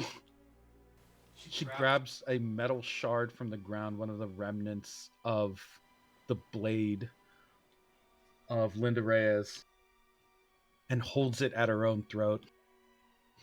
You can tell them that I'm the one who did it, and that I died, and maybe they will believe that, but they need a body first. Farewell, Crosby. Nyasha. Can I? Um, Yeah, there's someone grabbing her wrist, right? yeah, Blue is about to go and stop her. Okay. You don't need to roll. You can just grab her wrist before she does. She's pretty weak. Tina, people will forgive you. Right now, we need to get out of here. I forgive you. She drops the blade. You don't deserve such things. But you're right, there are people here that need to get out. including a VIP they didn't want anyone to talk about. The president's mistress and her son are here. That is why Linda Reyes came. Don Reyes thought this would be a good meeting place. They have been keeping those two safe and hidden. I knew about it by speaking to the officers. If we are able to get her out, there's a possibility maybe the Seven Nations will not completely crush us. Will you help me find her? Wait, get who out? Sorry. She said that the president's mistress and her son, presumably the president's illegitimate child, are in this resort. Hmm.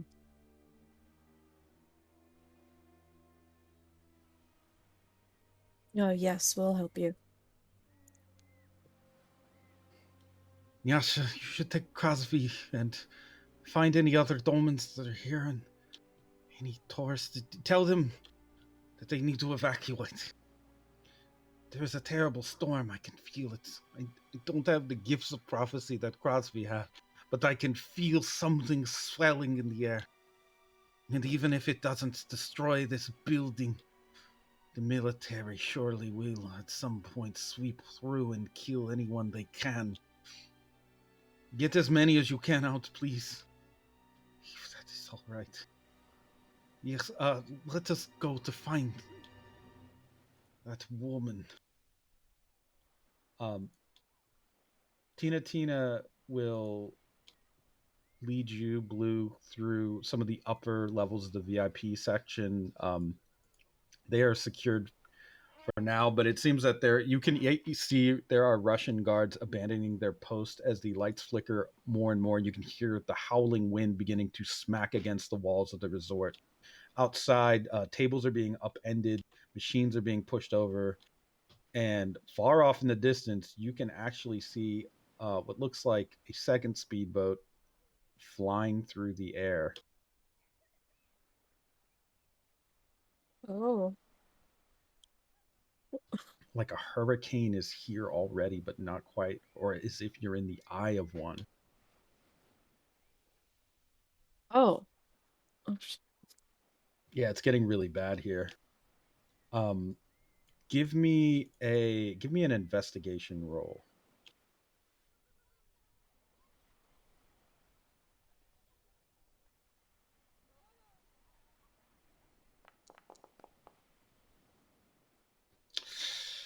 Do you have any fate points left? Or, I mean, you can succeed with a consequence if you'd like. This is to thought try. I had 2 left, yeah. Yeah, I would say go ahead and spend 1 to re-roll. Okay, hold on. Jesus. That's okay. You can succeed with a complication if you'd like. Tina is working with you to find the suite where the president's mistress is being kept, and it's not hard. There aren't too many people being kept up here. You finally are able to find the room that she is possibly in, but you realize now that it's taking you a lot of time to do so.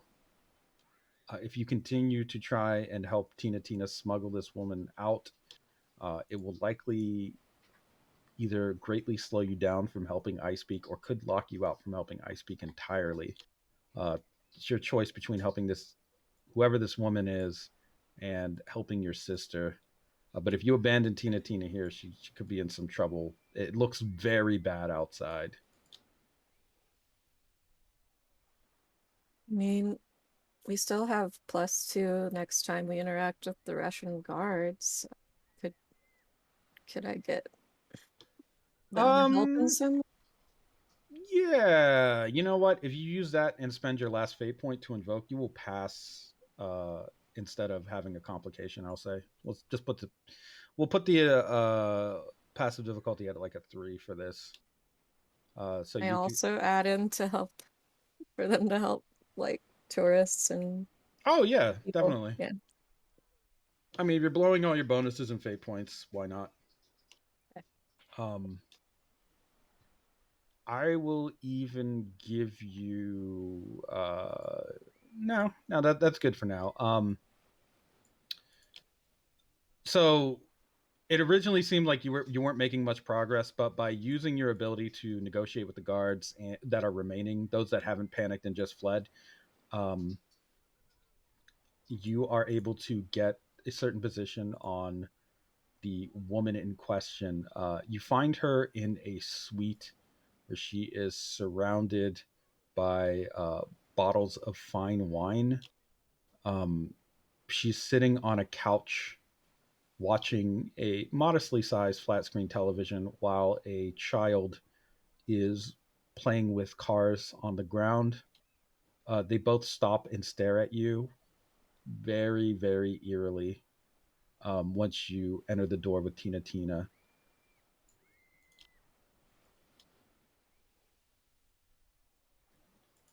Neither one Alright. of them say anything. Alright, this place is about to um be compromised, and we need to take you out of here to safety. She narrows her eyes. Are you with. You are not with Detail? Who are you? Detail has been compromised. Ah. She looks you over. Well, help is help. Are you here to evacuate me and my son Tommy Lee? Precisely. Very good. She stands up. You notice that she is quite tall and that her son is also quite tall.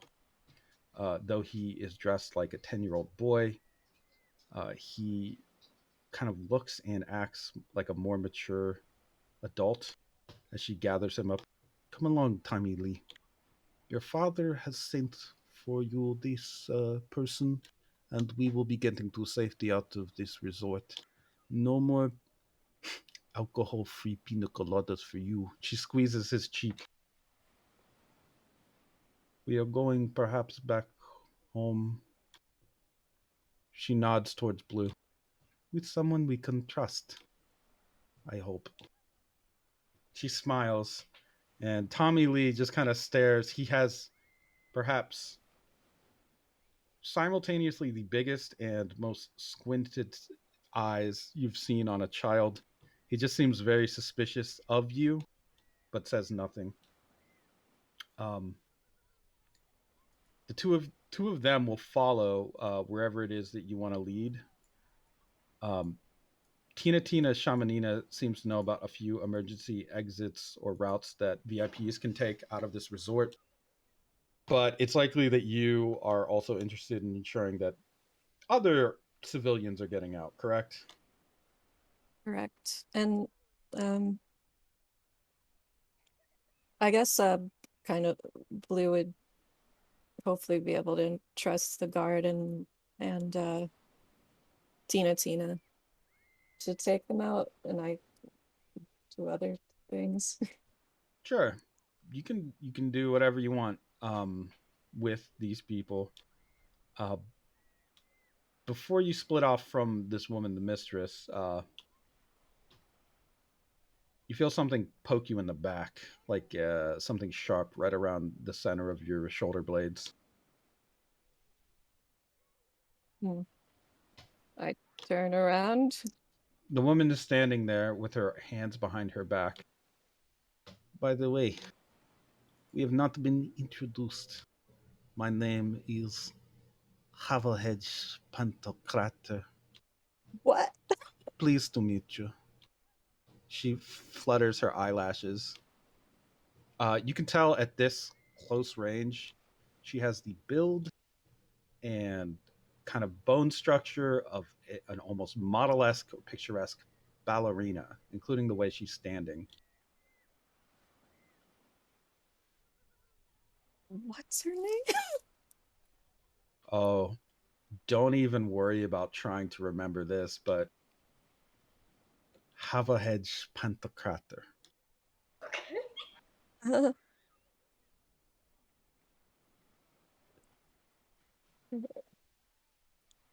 um, nice to meet you. We'll keep you safe. This is good. I am looking forward to a quick trip, perhaps back for shopping or something. Although I get the feeling, she sniffs the air. That is the smell of cooking human flesh, is it not?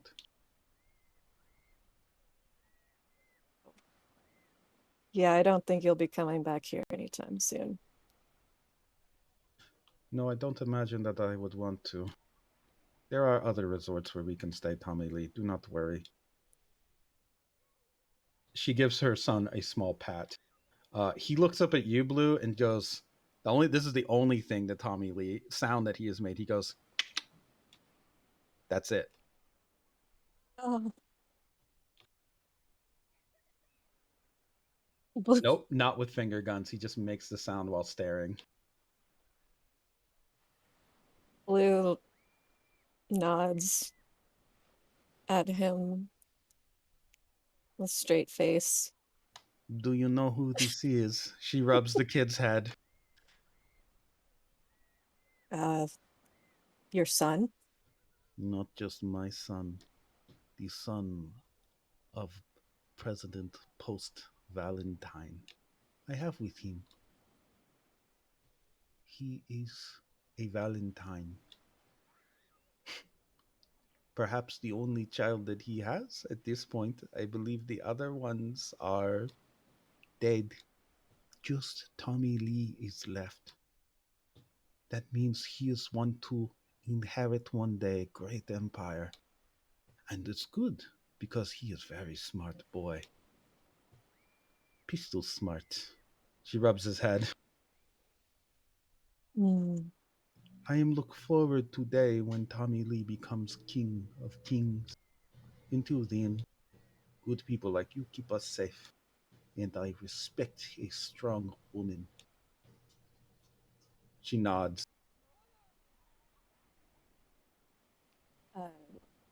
Yes, we'll keep a close eye on you two.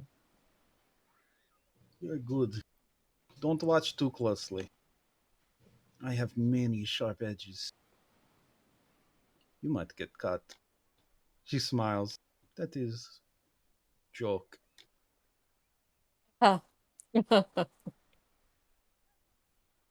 Uh you have other business to attend to. It seems that she is at least safe or calm.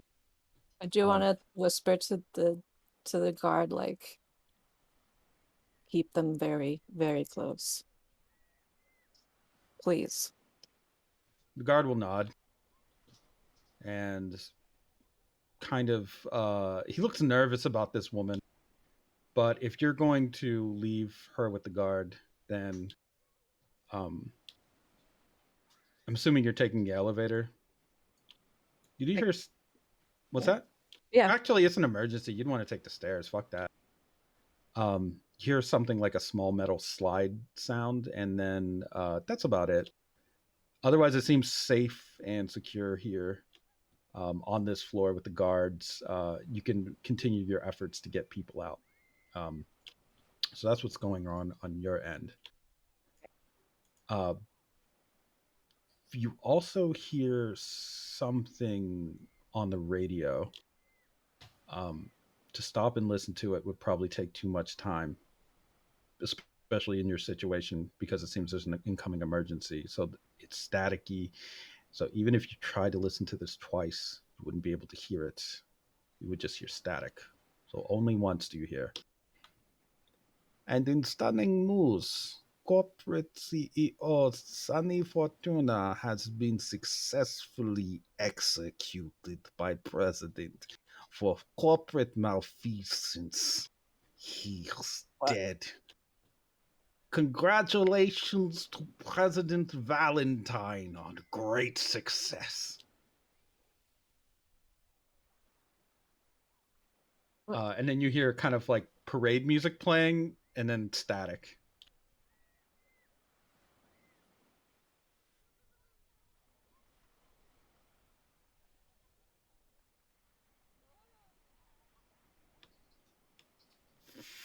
back to the action on the beach. With that bit of a cliffhanger. Ice Peak. You are dealing with a very strange arm that is attached to you. You can feel the pulse of something flowing through this limb and into your body, and it feels primordial. There is only a question now in your mind, one that requires an answer. Do you kill Don Reyes, or do you try another way?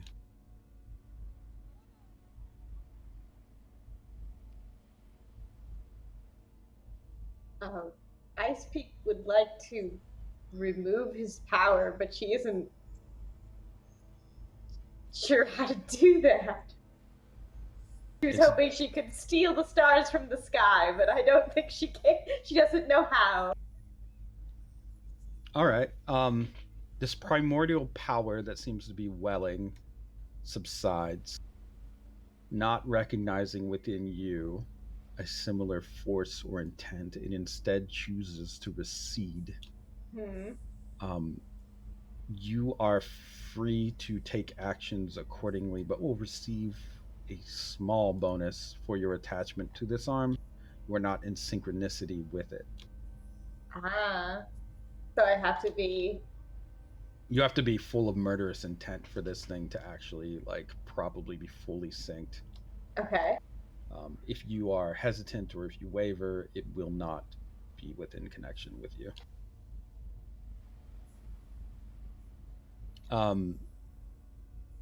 Don Reyes,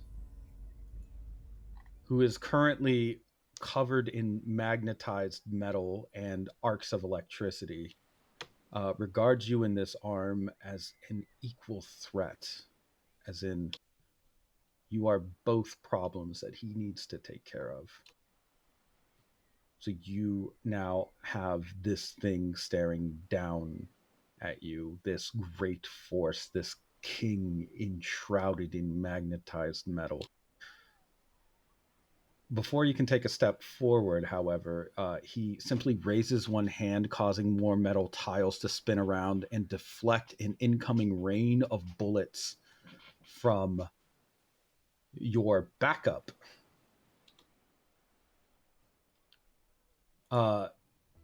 He looks up and regards that there is now an additional threat, though minor. Nicholas Pine in a plastic prop airplane is currently just doing dive bombs on Don Reyes, attempting to blast at his arm and missing. Don Reyes just kind of like smirks at you as he's spinning this tile and deflecting these plastic bullets. You can see them shattering around him like confetti. Eventually, you can see that he's getting impatient with this child. This thing belongs to you. I recommend you go back to the pet shelter and find a new one. And without looking, he casually flings the tile away from himself in a spinning curved arc towards Nicholas's airplane. Nicholas is taking evasive maneuvers, but he may not be able to get away from that. Let's find out.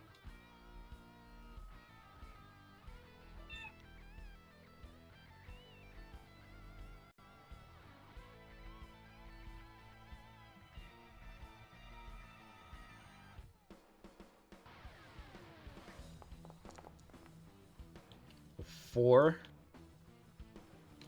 This is coming with a +3.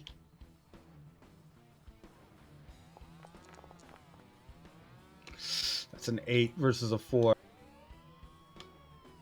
Nicholas, you see him attempt to do a barrel roll, but then the tile actually turns and follows him, sliding right through the bottom of his plane and severing off his feet at the ankles. You see smoke billowing out of his plane, and you watch as just tiny bits of meet, and plastic plane parts are beginning to fall into the ocean. The plane just goes to spin and then eventually crash into a rock formation not far off from the shore. Don Reyes turns back towards you, Ice Peak. What is it that they like to say in situations like this? Child's play. You weren't much older when I wounded you, were you? Perhaps that one will come back seeking revenge with his little bullshit toys too, but by then it won't matter. You'll be dead. The world will be at my command. With this blade, there is no stopping me. No possible way. I am invincible. At the very zenith of power. Among samurai, stand users, demons, it does not matter. Not even Avicii could stand before me. Mid talk, he turns to look at Ice Peak. Ice Peak is extremely mad that he just killed a kid. Deadly so. She's about to punch. You're gonna try to punch him? Yeah, might fuck off big arm, I guess. You don't even need to roll. He's just gonna move a metal plate in front of it, completely halting it, while he continues rambling. When he's done, he pulls the metal down to like cuff that arm of yours to the sand, which arcs with lightning and turns to glass. You weren't listening, foolish merfolk. I am a god now. There is no stopping me. Whatever rage you feel in your heart, let go of it before you die, or you will spend an eternity in hell, crying that you never got a chance to lay a scratch on Don Reyes, king of the world. He pulls the blade up and aims it down at you. What are your last words, wretch?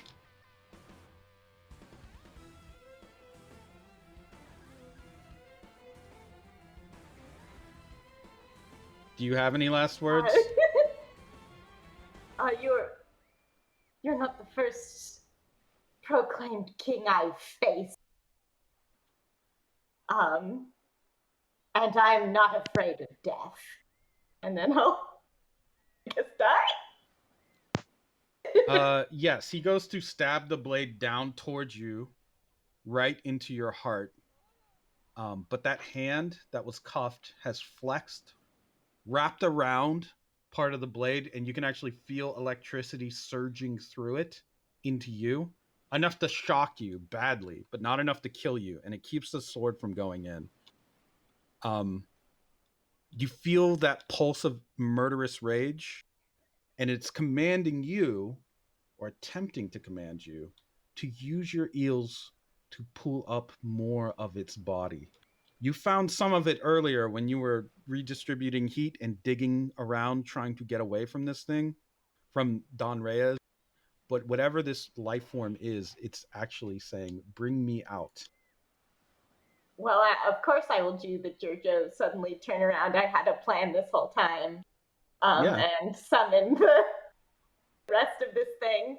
The rest of this thing. There is an immense blast of water that occurs, just blowing away Don Reyes with a torrent that causes him to just skid into the sand and create glass along the way as he does. He uses his sword to smack away the tidal force that has just struck him. I do shout "Death no more" as it. Yeah. Death no more! As it rises from the ground.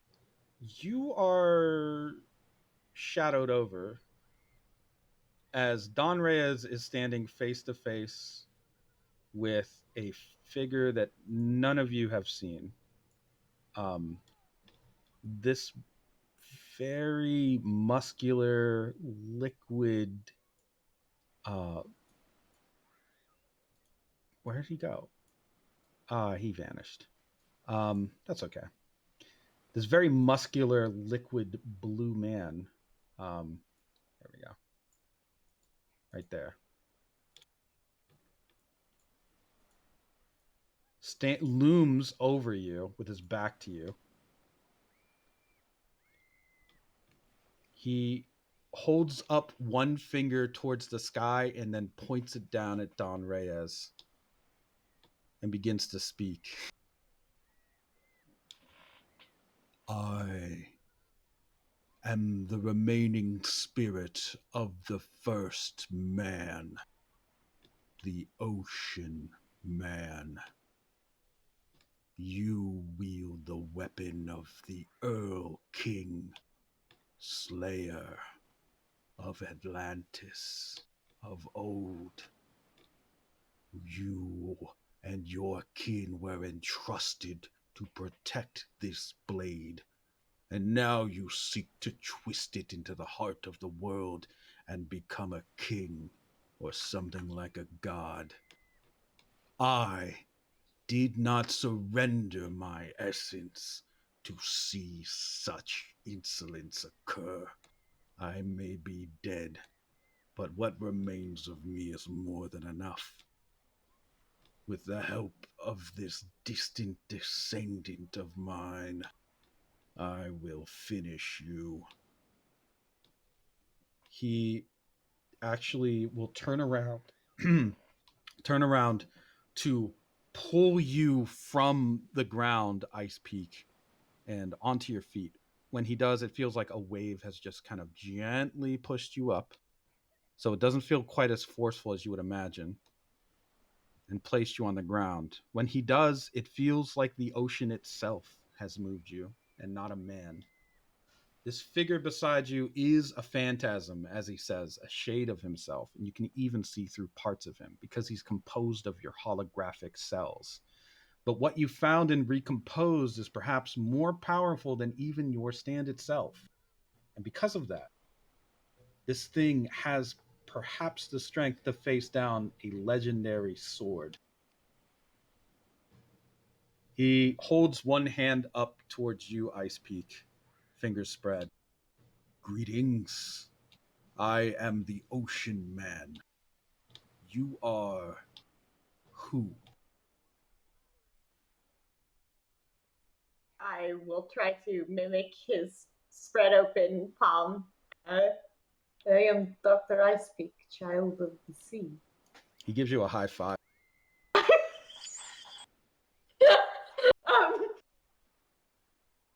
Icepeak loves the high five. Do what you can against this villain. I will make sure that your wounds are not deep. And together, we will put an end to this impersonator. This sword should never be in the hands of a man like that.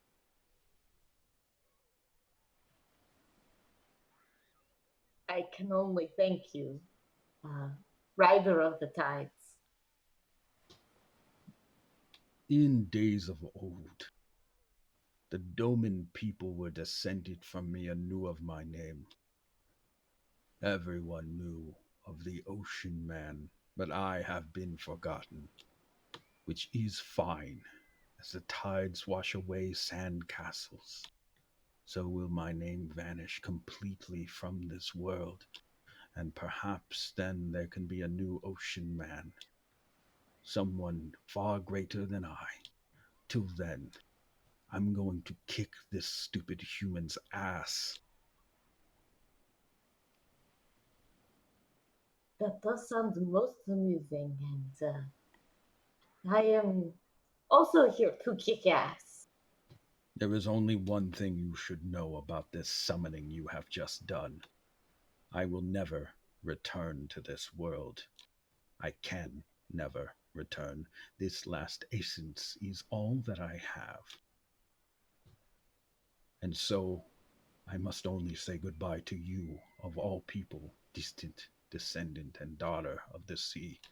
Only you will ever speak to me and know of me. Only you will have spoken to the Ocean Man. It is not an honor, more of a burden.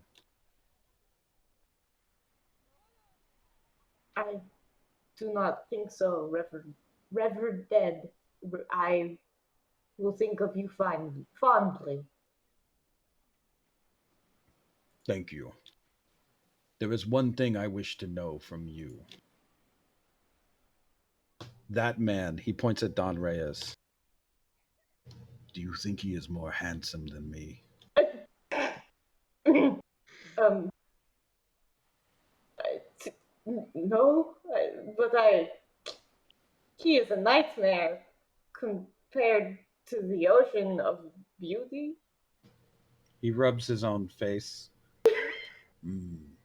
Then I remain the most handsome man. Good. Then I can die peacefully. For if I was ever to find someone more handsome than myself, I would haunt this world forever. You have saved this earth from disaster. Now, let us fight. He kind of holds up a fighting stance as if he were part of your stand, and technically he is, and prepares to throw down with Don Reyes. Lone Wolf of the Valley, Ghostlight. This is the organism, although it's really just a ghost of that organism. Knowing that there are such things hidden in the earth as this primordial being, which you have never really encountered the likes of this, I would say it's likely known among your kin that there's at least one person that they've run into on Earth that resembles something like this, which would be any red wolf that's been in Guam and run into Santa Gold. But this is on another level. Santa Gold is like a child compared to whatever the shadow of this thing is. Um, Needless to say, you have encountered something quite powerful here. Um, you still have your obligations and duties and your own interests, of course, but I guess it's worth noting that there may be something more than just pushing people through red doors when it comes to finding strength on this world. So, yes, now the party of Red Wolf, Ocean Man, and Ice Peak. We've come up against Don Reyes.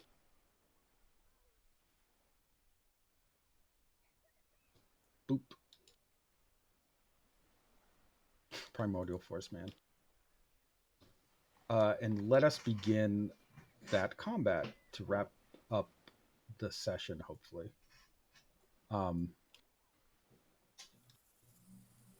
Okay. Ice Peak, you can already tell that Don Reyes is completely annoyed by the fact that he's just been ignored in favor of this giant blue man. He is beginning to lose his patience, and not only that, your quick observational abilities have told you that he is actually unstable. Don Reyes, though he has begun to assimilate with what you would assume to be the All-Star, there are still times when the arcs of electricity go through different plates that are a little fractured and exposed and cause him to twitch in pain as he takes up a fighting stance with a sword and prepares to strike down at you and your party. You are at an advantageous position here because you are working with two alien intelligences that are similar to you in that they don't necessarily think like humans. The Ocean Man talks about humans. Well, he says that he's the first human, but that's likely not true. He seems to be almost alien in nature. The wolf is definitely alien in nature, and you are someone who thinks very much outside of the box. So if you can think of a interesting combination between the three of your capabilities, you might be able to pull something off.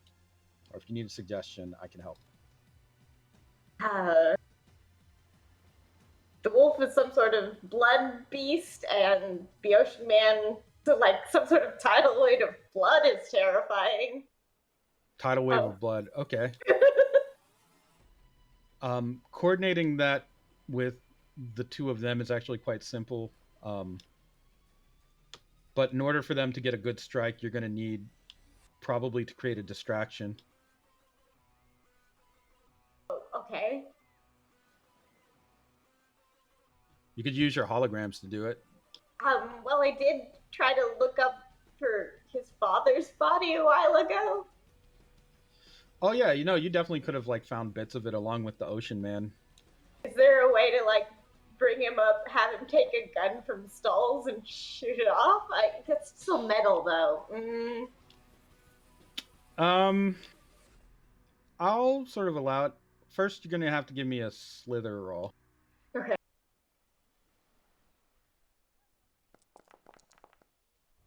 A 4.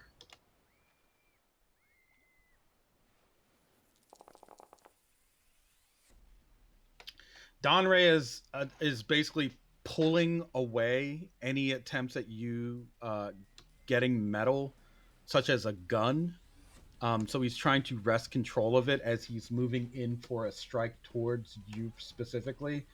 The ghostly incarnation of Elder Reyes is forming on a sort of distant dune, and that gun is currently spinning around.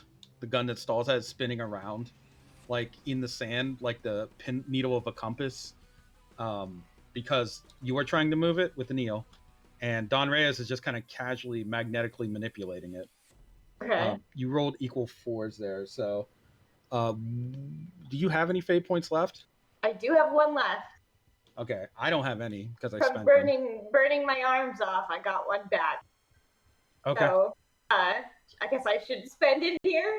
you should. Oh,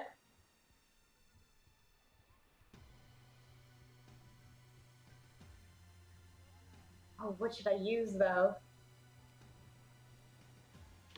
I'm tactical medical officer. Well, you can have your eel. Remember that your stand said you could hide eels inside of your holograms. Yeah. So you could have, while one eel is trying to pull the gun, you could have other eels pop out of the body of Elder Reyes or out of the Ocean Man even.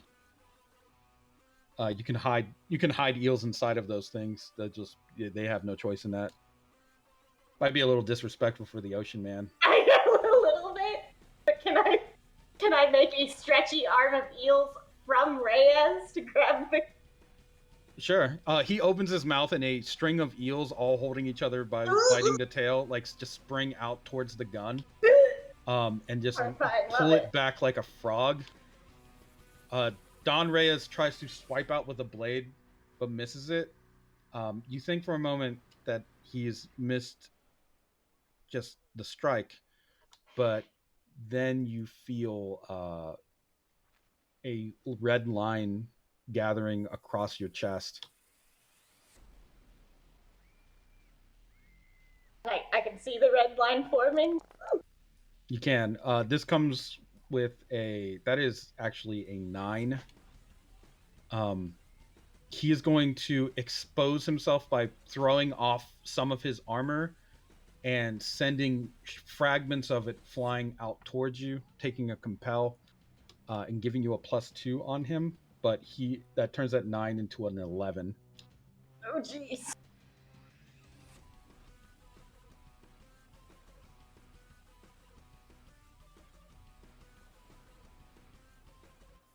I imagine I just try to split myself in half. You could, yeah. Or you could try to weirdly aura by just punching holograms filled with your eels up to try and like block the hit or guard you. Like just basically creating half-made hallucinations or forms. Just everything I can find on this beach. Yeah, every kind of life form, starfish, shells, that sort of thing. Just like summoning them all up to try to block this incoming attack. So I use my stand to like aura the ground full of dead hallucinations. Sure. Yeah. That's awesome. Go ahead and give me a speed roll.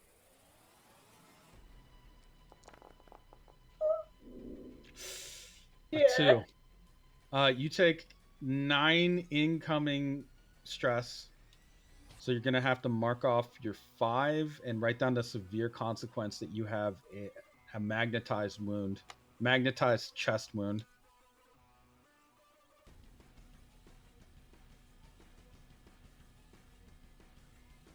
Red Wolf, Ghostlight, Ice Peak has taken a significant hit there. She may die before you get to further research things involving her abilities and stuff like the Ocean Man, so it's really not in your interest. This ancient power could be very useful. What would you like to do? I'm not sure what I can do. You can kind of morph your body around. You can try to attack, extend, or enlarge your jaws. Like all the things that you imagine a monster wolf could do. That's made out of like magical blood material. Um, you could also.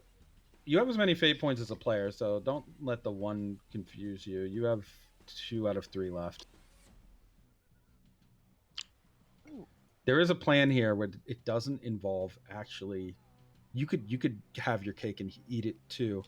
There's been enough bloodshed here and around with the death of Sev Deliza, with you can feel the distant death of Linda Reyes and the murderous intent there, and also Ice Peak is bleeding. You have enough violence here to summon a red door if you want. It'll cost you a fate point. I will pay that fate point and call open the red door. Okay. That's not your action, but you can also. Here's what I recommend. You can make your body sharp enough, or at least your jaw sharp enough, to get the piece that Ice Peak needs for her mission. She's explained to you, I think, that she's getting that right hand. If the Ocean Man covers for you with tidal force and overwhelms Don Reyes' defenses, you may be able to get it off of him. Yeah, you did. Creating an advantage here just means getting prepared to strike out by enlarging and sharpening your jaws so that you're ready to get the attack off on him whenever there is an opening to do so. Does that sound cool? Yeah, that sounds great. Okay. In that case, give me a hunt roll.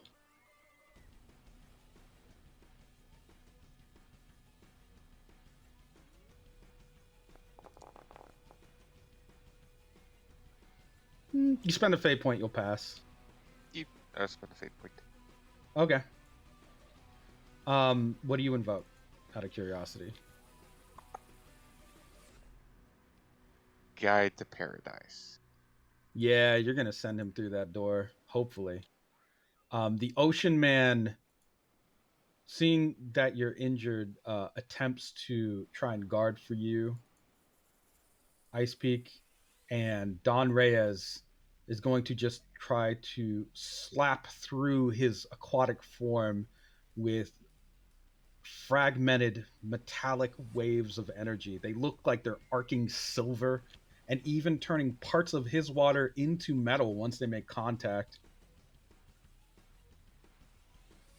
This also comes with a +4. 6. Give me a defense roll, a durability roll, Ice Peak, with a +2.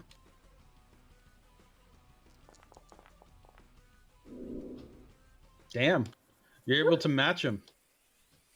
Actually, do you have any fate points left? No, you don't. I do not.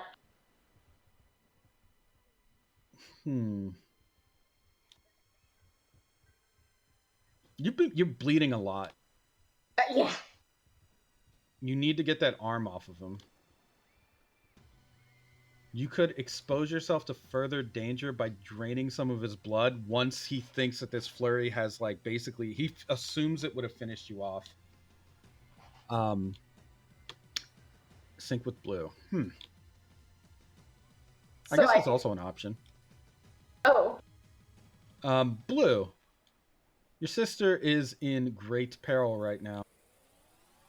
She is maybe about to be completely cut in half, carved right in half by this great immense sword. Is there anything that you feel like Dreams on Fire could do, or that you could suggest or recommend to Ice Peak?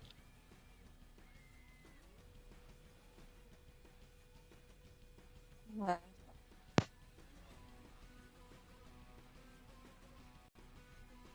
I mean, she is like extremely feeling very murderous right now.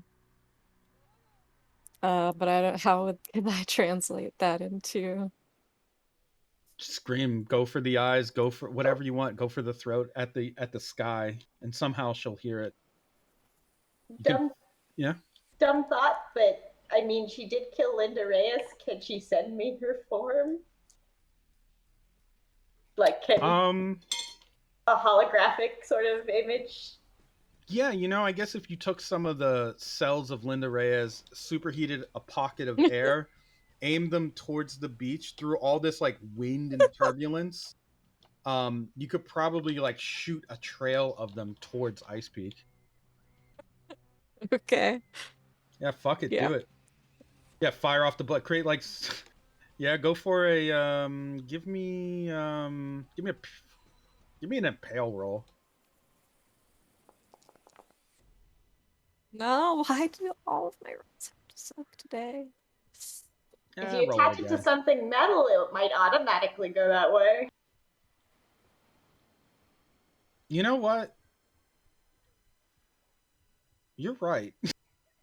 She's worry got metal in her, Don't worry. Oh yeah, so shit. she could take a complication and like shoot off her a whole arm, holding onto like Linda's arm or something. We'd both have one arm for a moment. Fuck. You know what? I'll allow it. But you'd be in more sync because you both have one Yeah. arm. So Blue, you feel like your arm is being pulled sort of around the shoulder. You know where it's going. It's going towards the blade of the person who killed you, and it's more powerful than it's ever been. Oh, it could be her sword. Well, her sword is gone. Oh, because she's She's a samurai. yeah. But you know that like this, you know how Ice Peak works. She needs the cells of the dead. This is a pretty good cell. Yes, fire off your hand. Fire off your whole ass arm. Superheating it, like letting it go towards the magnetism. Okay. Do you have any cool catchphrases to say before you shoot your arm off towards the sky? You can always shout your the name of your stand. Oh my gosh. Go for it. Do it. Or say your motto. It's either one's cool. Or you know what?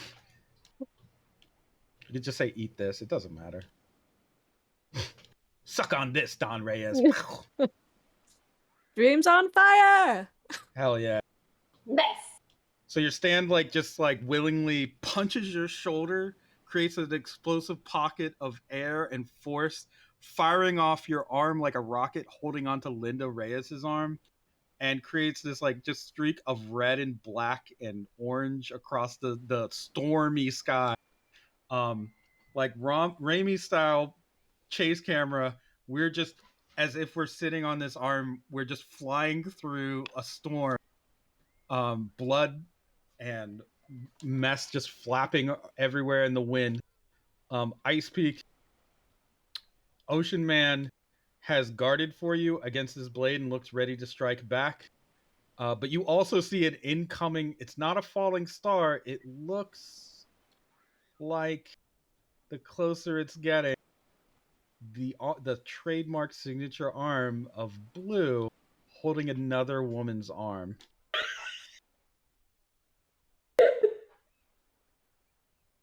I will try to reform Linda Reyes's arm onto my body. Onto your body. Sure. Oh well, you've already got Ocean Man. Oh, one you got Ocean Man arm. grafted to you. You can't put on unless you Can't want put on to sever out multiple? your other arm and then graft that to your other arm. No, I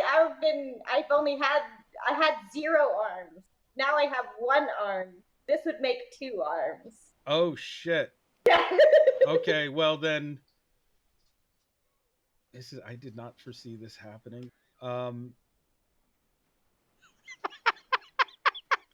Really, you didn't imagine someone losing both their arms and then replacing them with the primordial force of the ocean and their sisters?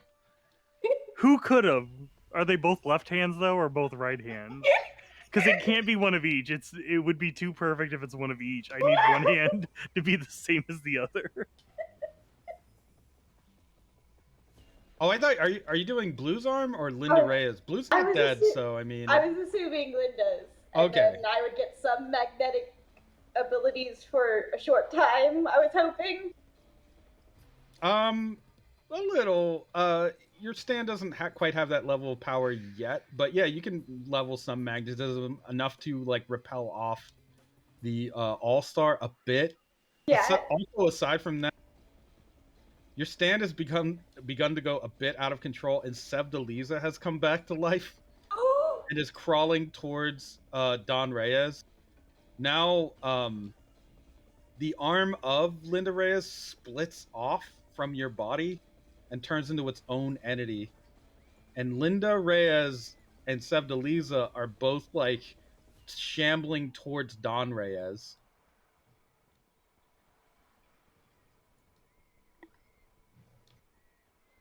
Yes, it has an easily recognizable ring, but that's okay. It's fully formed now. Your stand is starting to go a little bit out of control from all the necromancing that you've done, and it seems to be just reanimating any cell that it can because it senses you're in extreme danger.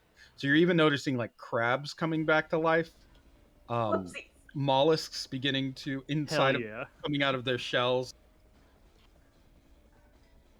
You see a man sit up out of the beach with a noose around his neck and then look around. Sorry about that. He sees this fight going on and then just lies back down on the beach. He doesn't want it. He's dead. He's No, he dead. doesn't want to be here. This is too much. So with the Ocean Man beside you and these two ghost vengeful wraiths approaching Don Reyes, they draw ethereal wraith, just wraith blades and begin to clash with him. He is counterattacking as much as he can. He doesn't seem disturbed at all and actually uses the pommel of his sword to crush Sevdaliza's holographic skull and then sweep his blade through Linda Reyes's just neck, decapitating her immediately. Like, he is not mentally disturbed by their presence. They're still fighting, even without those body parts. They're still up. Much to his annoyance. Ocean Man can sense the plan that the Red Wolf is about to do, and so commands you, Ice Peak, or asks you to swing him. With his arm or Just he is like part of your arm here, so just so just punch him. Yeah. Yeah, Okay. I will now with both arms that I have, I will now attempt to aura this man. Okay. So Sevdaliza is once again, her skull is crushed. She's pushed away. You move in with two of these people connected to you by the arm, as if you're basically standing between them like a paper doll cutout, and the two of them are they are clashing with him. So go ahead and give me a clash roll. You don't have to spend a fate point for this. Just give me a speed. You don't need to, yeah. Give me a speed, a precision, and a potential roll. Just trying to go with some of your best stats. Ooh, Jesus. Nice. Ooh. Well, let's see how he does. That's a really random stat distribution.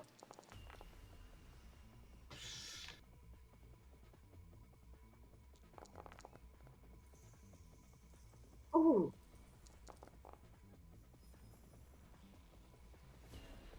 You win the clash, actually. So you can inflict a moderate consequence on him. I have a recommendation. What is it? Off balance, I would say. Okay. I'll take your recommendation.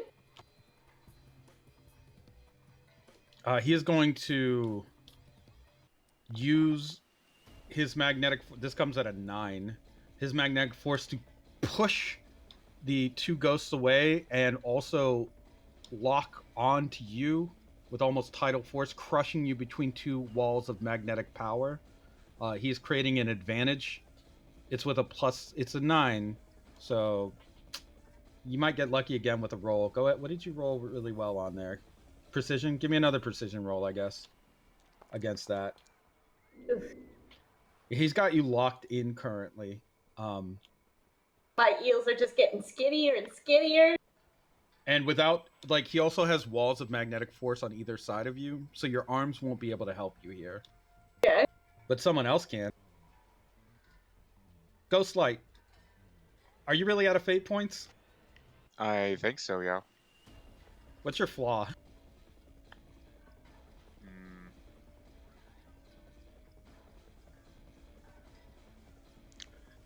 I feel like the flaw would be something about always wanting to see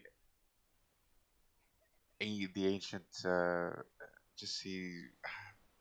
I don't know. I'm thinking. I'll just give you an easy compel. You could try to pull off the following maneuver, but it would likely kill you unless you are very lucky. You are going to try and use the advantage of him being off balance and the incoming attacks that came, the attacks that came from Ocean Man and the Ghost of Linda Reyes, along with the advantage created, to try and sever Don Reyes' right arm and basically tackle him through a door. You may die because of the electromagnetic forces that are currently surrounding Don Reyes, but for you, there really could be no better death than doing that.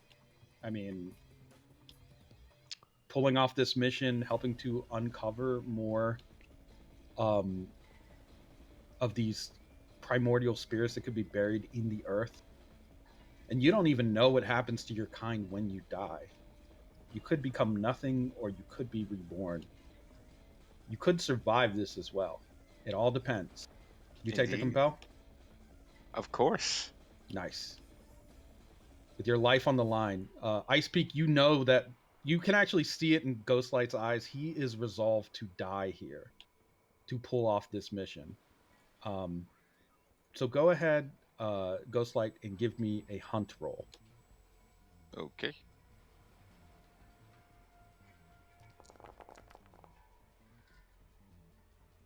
A 3. You have a fate point. Let's see how Don Reyes does.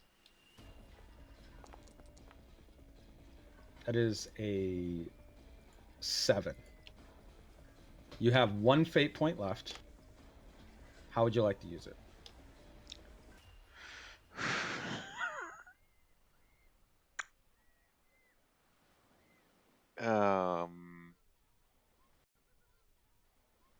I'm not really confident in the reroll going that way to beat a 7, but with a 3, it would be only 5. Oh, wait. There is one thing you can use to your advantage here, and we forgot about it completely. Behind Don Reyes, under his foot. Yeah, actually. There is a single... What did you leave behind, Kingfisher? Remember that you wanted to leave... I believe you wanted to leave a ripple charged memento?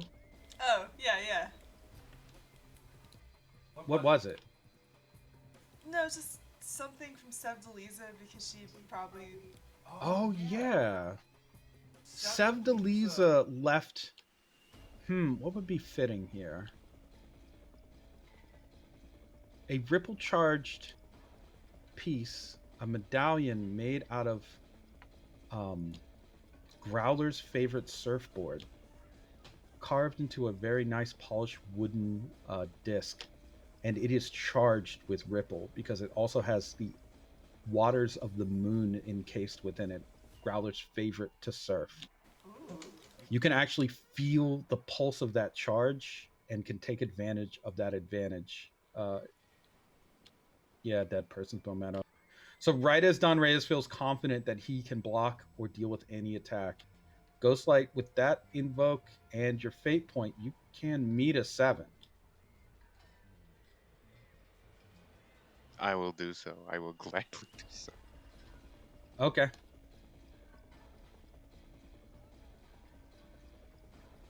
And so, Ice Peak, as it feels like you're about to be executed by Don Reyes, this red wolf streaks through the air with a monstrous jaw, snaps shut down over Don Reyes's forearm, severing it entirely through, shattering through the metal guard of it, and also many of its own teeth. This wolf, its head is like practically blown apart by the force of electromagnetic waves being exuded by Don Reyes. Its body is of such a size, because it is practically at this point a dire wolf, that when it slams into Don Reyes, you see the only thing you can see is the shock on his face, his wide eyes, as he falls backwards through a red door that has manifested behind him. The magnetic walls holding you in place fall away, and you can actually see he hasn't fallen through yet. He is holding on to the edge of the door with his remaining arm, and his teeth grinding. You can actually hear one of his molars crack from how hard he is clenching his teeth.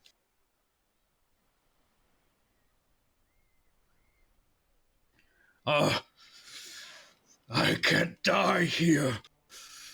I feel the void beyond this door.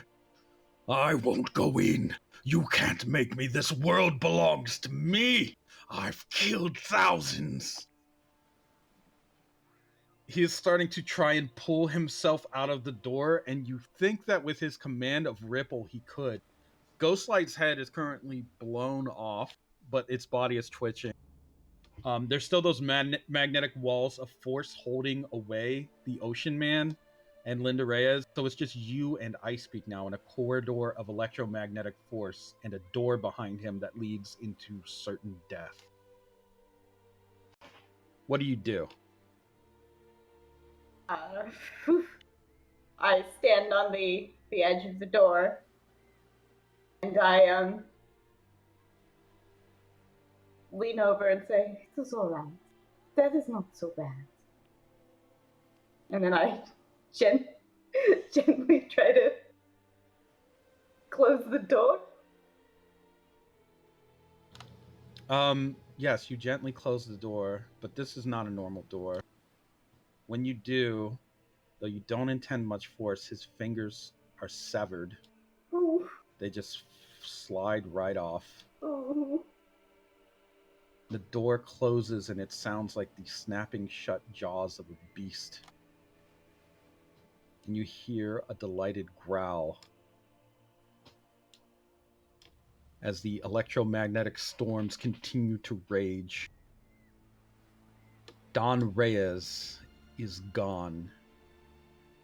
If he survives in the valley, it would be unlikely. With a missing arm and several missing fingers, with those wounds, with the way the electromagnetic forces had ravaged his body, who knows what will become of him.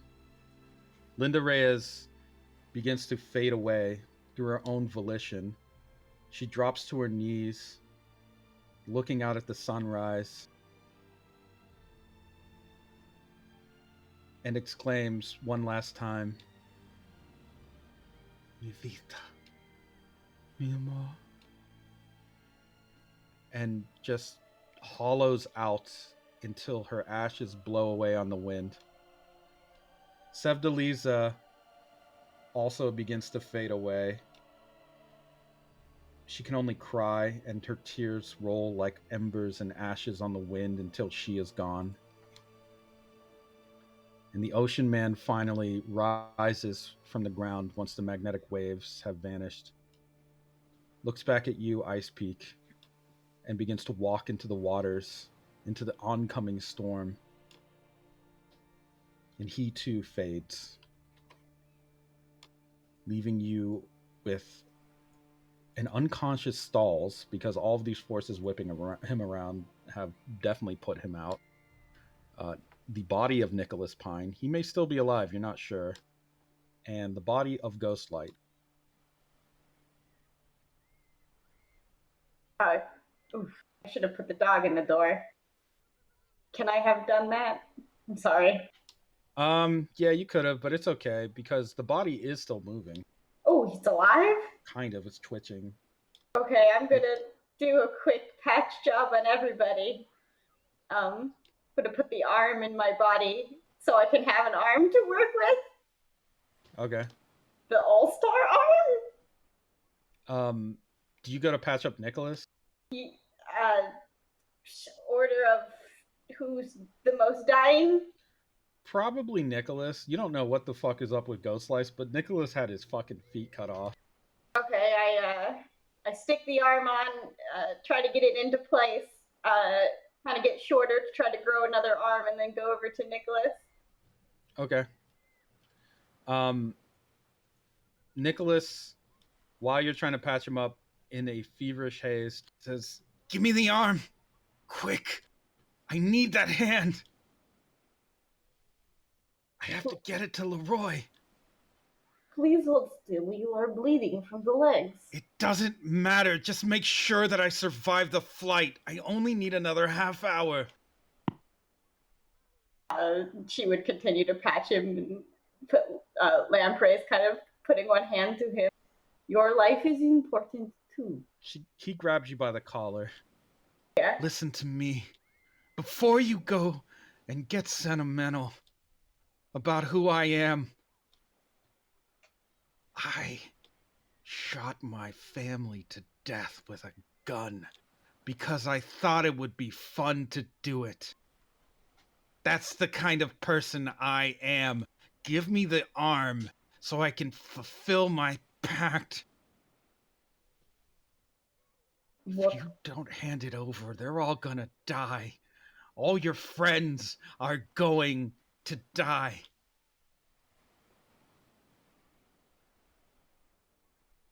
She sighs softly and puts a hand to his head. I will give it when you are done, when I have patched these holes, so you will survive. Looking at you with great resentment and determination, you see what looks like a plastic army man, a white plastic army man, emerge from beside him. You can hear him mutter, "Bombs over Baghdad!" And this thing karate chops through his leg wounds and leaves plastic stumps where they once were, stopping the blood loss, but definitely making sure he's not getting those reattached. Done. Oh, buddy, please. They teach medicine in the army too. You were in the army? That's why I killed them. I found my dad's gun and decided it'd be fun to be a soldier. Leroy said I could be in an army if I give him the pact. If I gave him the arm, then if I fulfilled my duty, I could be in my very own army. I could shoot as many people as I wanted. The arm, I need to give it to him. She reaches out and touches his little face and says, do you want to be in an army? He pulls out a plastic gun. I'm not fucking around anymore. Give me the fucking arm. He thinks about it for a moment and then points the gun to his own head. Or I'll do it.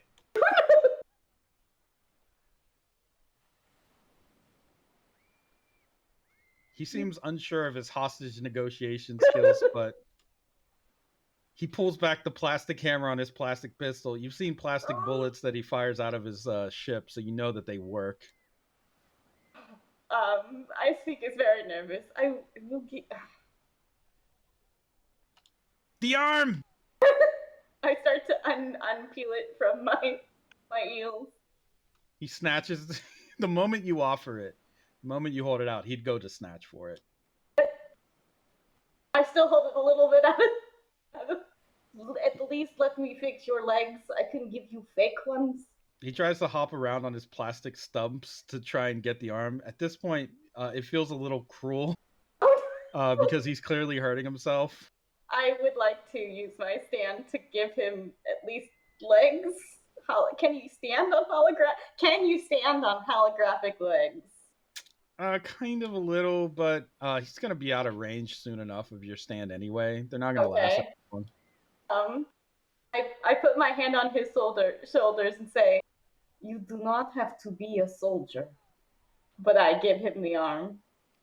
Once he gets the arm, you can see him hunch over it in the sand like a dog who just got a bone. I have it! I have the arm! Finally, Leroy will give me what I want. Eternal, glorious soldier battles. Tanks as big as houses. Mm-hmm. He looks back at you for a moment. And you, now that I have this, I can tell you what I really think. People like you are the reason I was able to become such a cold-blooded murderer in the first place. You look down on people like me thinking I'm just a puppy dog. I've been psychopathic since birth. I tried to bite through my own umbilical cord, but I couldn't do it because I didn't have the teeth. While you're busy eating granola and singing Kumbaya, I'm listening to heavy metal and watching dangerous adult cartoons with way too much violence. And with this, he holds up the arm. Now I'll get what I want. War everlasting. Can I make the arm come back to life and crawl to me? You can try, but he's gonna hold on to it. He holds on to it for, I would say, for long enough that you can actually feel the big bass boom of something from above. A big boom. And you notice that there is the sound of what it's like an airplane. His little army man is reconstructed his airplane and has just dropped a bass bomb in your direction. You can try to duck it, I guess, if you want, or you can just separate. His only intention here seems to be to separate from you. Yeah, I will just let him fly away with that. Okay. The plane base bombs creates a big puff of smoke and sand. And by the time it clears, Nicholas has been grabbed by his army man and thrown into the back of the plane as it swoops down. He waves the arm in the air to wave goodbye at you. See you later, sucker! I got the arm now! Now Leroy's gonna give me what I want. And he's flying away, just laughing. I'd wave, but I have no arms. Nicholas Pine, for everything that he said, you could not sense a single ounce of goodness within him. Oh, not a one. He has not even I should the not have slightest trace. given him that really powerful arm. But I made a promise, and I don't want my friends to die. You did make a promise, and it's important that your friends not die, which is good, because you'll notice that the Golden Love Resort in the distance is beginning to burn. Oh, yeah, I suppose that's Blue's doing. Yeah, Blue, you have cleared out most of the civilians at this point. And there still is the matter of helping Ice Peak, but it seems like the storms have begun to die down a little. There's still this like great magnetic wave of wrath that's hitting the island. What do you do to the Golden Love Resort once everyone's clear of it?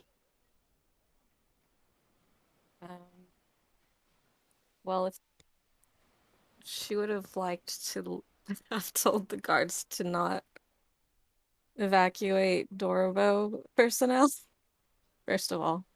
But oh, you could have just sure. melted their locks shut on the way out. Okay. Is there still lightning? Yeah, happening? I'd say there's still lightning going on. Well, once everyone's out and she's kind of the only one other than Dorobo, she would probably like just start at one end of the resort using outlets and electricity and other heat sources, fire, and also the lightning to just periodically set the entire resort on fire, all while like screaming and laughing maniacally. She's like in a frenzy, and some kind of mania has overtaken her. And yeah, she just fucks that place up. The flames curl around every corner and wash over the nice tropical wood furniture, the fake Doman wall decorations, the fully stocked bars, the linen closets go up in a great conflagration, creating this pyre. Once you are finished with the uh, immolation and the building of it, what you've created here is almost a massive funeral pyre. One that burns brightly against the storm darkened sky and creates a pillar of light and smoke. Members of the Doman tribe are standing outside of it, looking up in awe as this thing ignites, this monument to their massacre. And all they can do is hold themselves and one another and cry and try to console their wounded hearts at the sight of the destruction of the Golden Love Resort. Joni Sojourn, with the Bee Gees currently in chains and ready to be processed somewhere, can only watch with a similar level of awe at the level of destruction. Huff, Huff is still inside trying to get candy and only screams. No, he's gotten out. With your bag of ill-gotten goods, you watch as the Golden Love Resort burns as well. There is a level of hatred and pain that you probably don't fully understand as a child, but it feels even a little bit familiar to want to burn down something that's caused you so much pain, like all of the people in Stella Maris that have tried to oppress you and the other bottlenose boys that have hassled KLP. Um, there's also a little part of you that's maybe perhaps slightly scared, I would say, or at least worried, because last time you saw a big fire, the trenches were burning. So that's probably not great for a kid, but you're an adult now. You've gone through an adventure. You saved a lady, and you fought some evil bastards. Kingfisher, I would say that for you, there is a distant figure that you see moving out amongst the waves that is fading from sight. It feels familiar, but you're not sure why. Almost sentimental. The ocean man, or the last image of it, turns to look at you before it completely vanishes.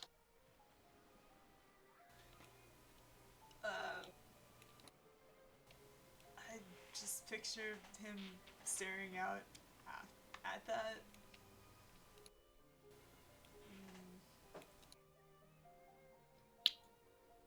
Nyasha, Tina, and Crosby are all alive, despite the odds and it seemed be tragic potential for one to be sacrificed or the other. They have managed to get out and have even reconciled, though it was only possible because of the efforts of Blue, Huff, and Kingfisher, and of course Joni. For you, Ice Peak, it is a very sad note that maybe you won't get to see Don Reyes draw his last breath, but you know from the figure you saw with those sunglasses, whatever awaits for Don Reyes in the valley is likely a fate worse than death. And the remnants of Ghostlight know that for certain as it begins to stitch itself together from the spirit of violence and gore that currently permeates the beach. In time, Ghostlight will perhaps become like its old self, or it may be scarred from this experience, but it will be a different organism with a new mission, finding ancient powers that have been buried for millennia, just like that.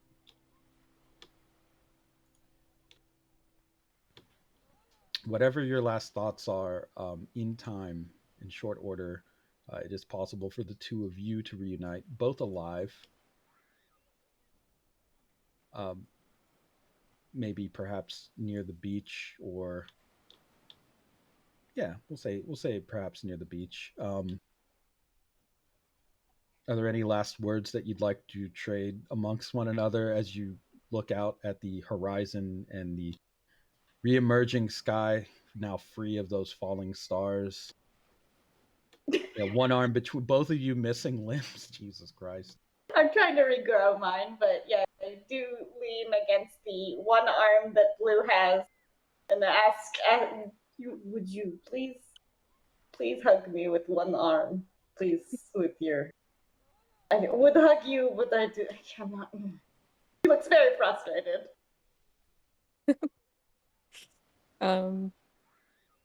Blue will, kind of exhausted for a fish person, and lean over and hug her with her one arm. I'll whisper into her ear when she does so. He's in the door. Oh, the red door. I should not have. Do you think he'll be kept in there? He did not seem to think he was coming back. He said the void was there. So I have died and come back in a different form. So perhaps his next life will be better. Well, it's better than him being out here, I suppose. This world does not belong to him. No, it doesn't. I'm glad you made it. I would not have, but you sent me a present. I got some presents from you. Well, just a little electricity between siblings. Well, Linda wouldn't have been taken care of without your help. Let us go. Well, I suppose we should recover the Dolan people and see if we can escape this place. Agreed. On the Speaking of, no. Oh, I was going to say, on the crest of the hill overlooking the beach, you hear a voice say, "It will not be necessary to gather us." Helped up the hill is Crosby. Stalls is there. Nyasha is also there. And Tina has rejoined them. She is the one actually helping Crosby walk. Crosby, with this great amount of projection, says, "The song of our people is thought to be simple drinking song, but is not true. This song was sung by those who drank to the deceased after the great journey across ocean. It was a song of celebration and sadness that after a great journey, we had finally reached where we wanted to be, but had lost so much along the way to the waves. And so, when we sing while we drink and remember what we have lost as well." Oh, yeah. You can hear a chorus of voices accompanying him as Domans wearing employee uniforms and some of the elders begin to join and sing along with him. Even Tina has begun to see it, and stalls with his. He's very out of tune. He looks around a little embarrassed, and then pats his chest and begins to sing on key. And they are all joining to sing with the burning golden love in the background, and the smoke that blows over the beach. The Domans actually seem happy to be singing, and in particular, with the way that they're formed, they seem to be holding their arms out and singing towards both you, Blue, and Ice Peak to celebrate what you have done. You have freed them from the control of Dorabo. You have avenged them in their great murder committed by the Reyes's. And most importantly, you have reunited many that have been lost to one another, and maybe even to themselves in the case of Tina.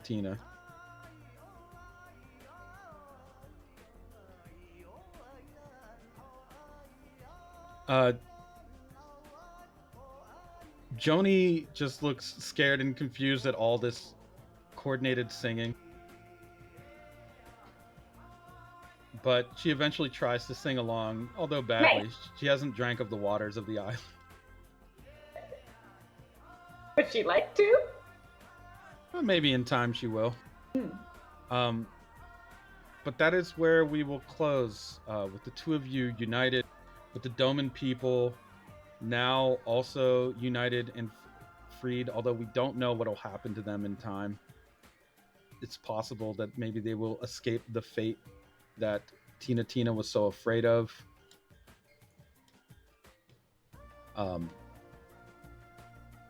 With the help of your new strange allies / hopefully not hostage, Havohedge Pantocrator. Totally a hostage. Giant woman. The assassination mission can now fully engage with those teams that are ready to strike from their positions. Although there is the small and minor complication of the news that Sonny Fortuna has been executed. Yeah. Who's gonna break it to Ice Peak? Maybe later. It's a little much right now. I don't know. Yeah, that's next episode. Blue, would you break that to Ice Peak right away, or are you gonna wait? Probably not at this moment, Yeah. but soon, because Yeah. it's tight times. But is he really? I don't believe he's dead. Who We'll can say? find out. And so the curtains fall on the opening of the assassination of President Valentine, with the valiant effort of two siblings who fought against nature, man, and even corporation to ensure that their friends would be able to live to see another day. And that is where we will end the session.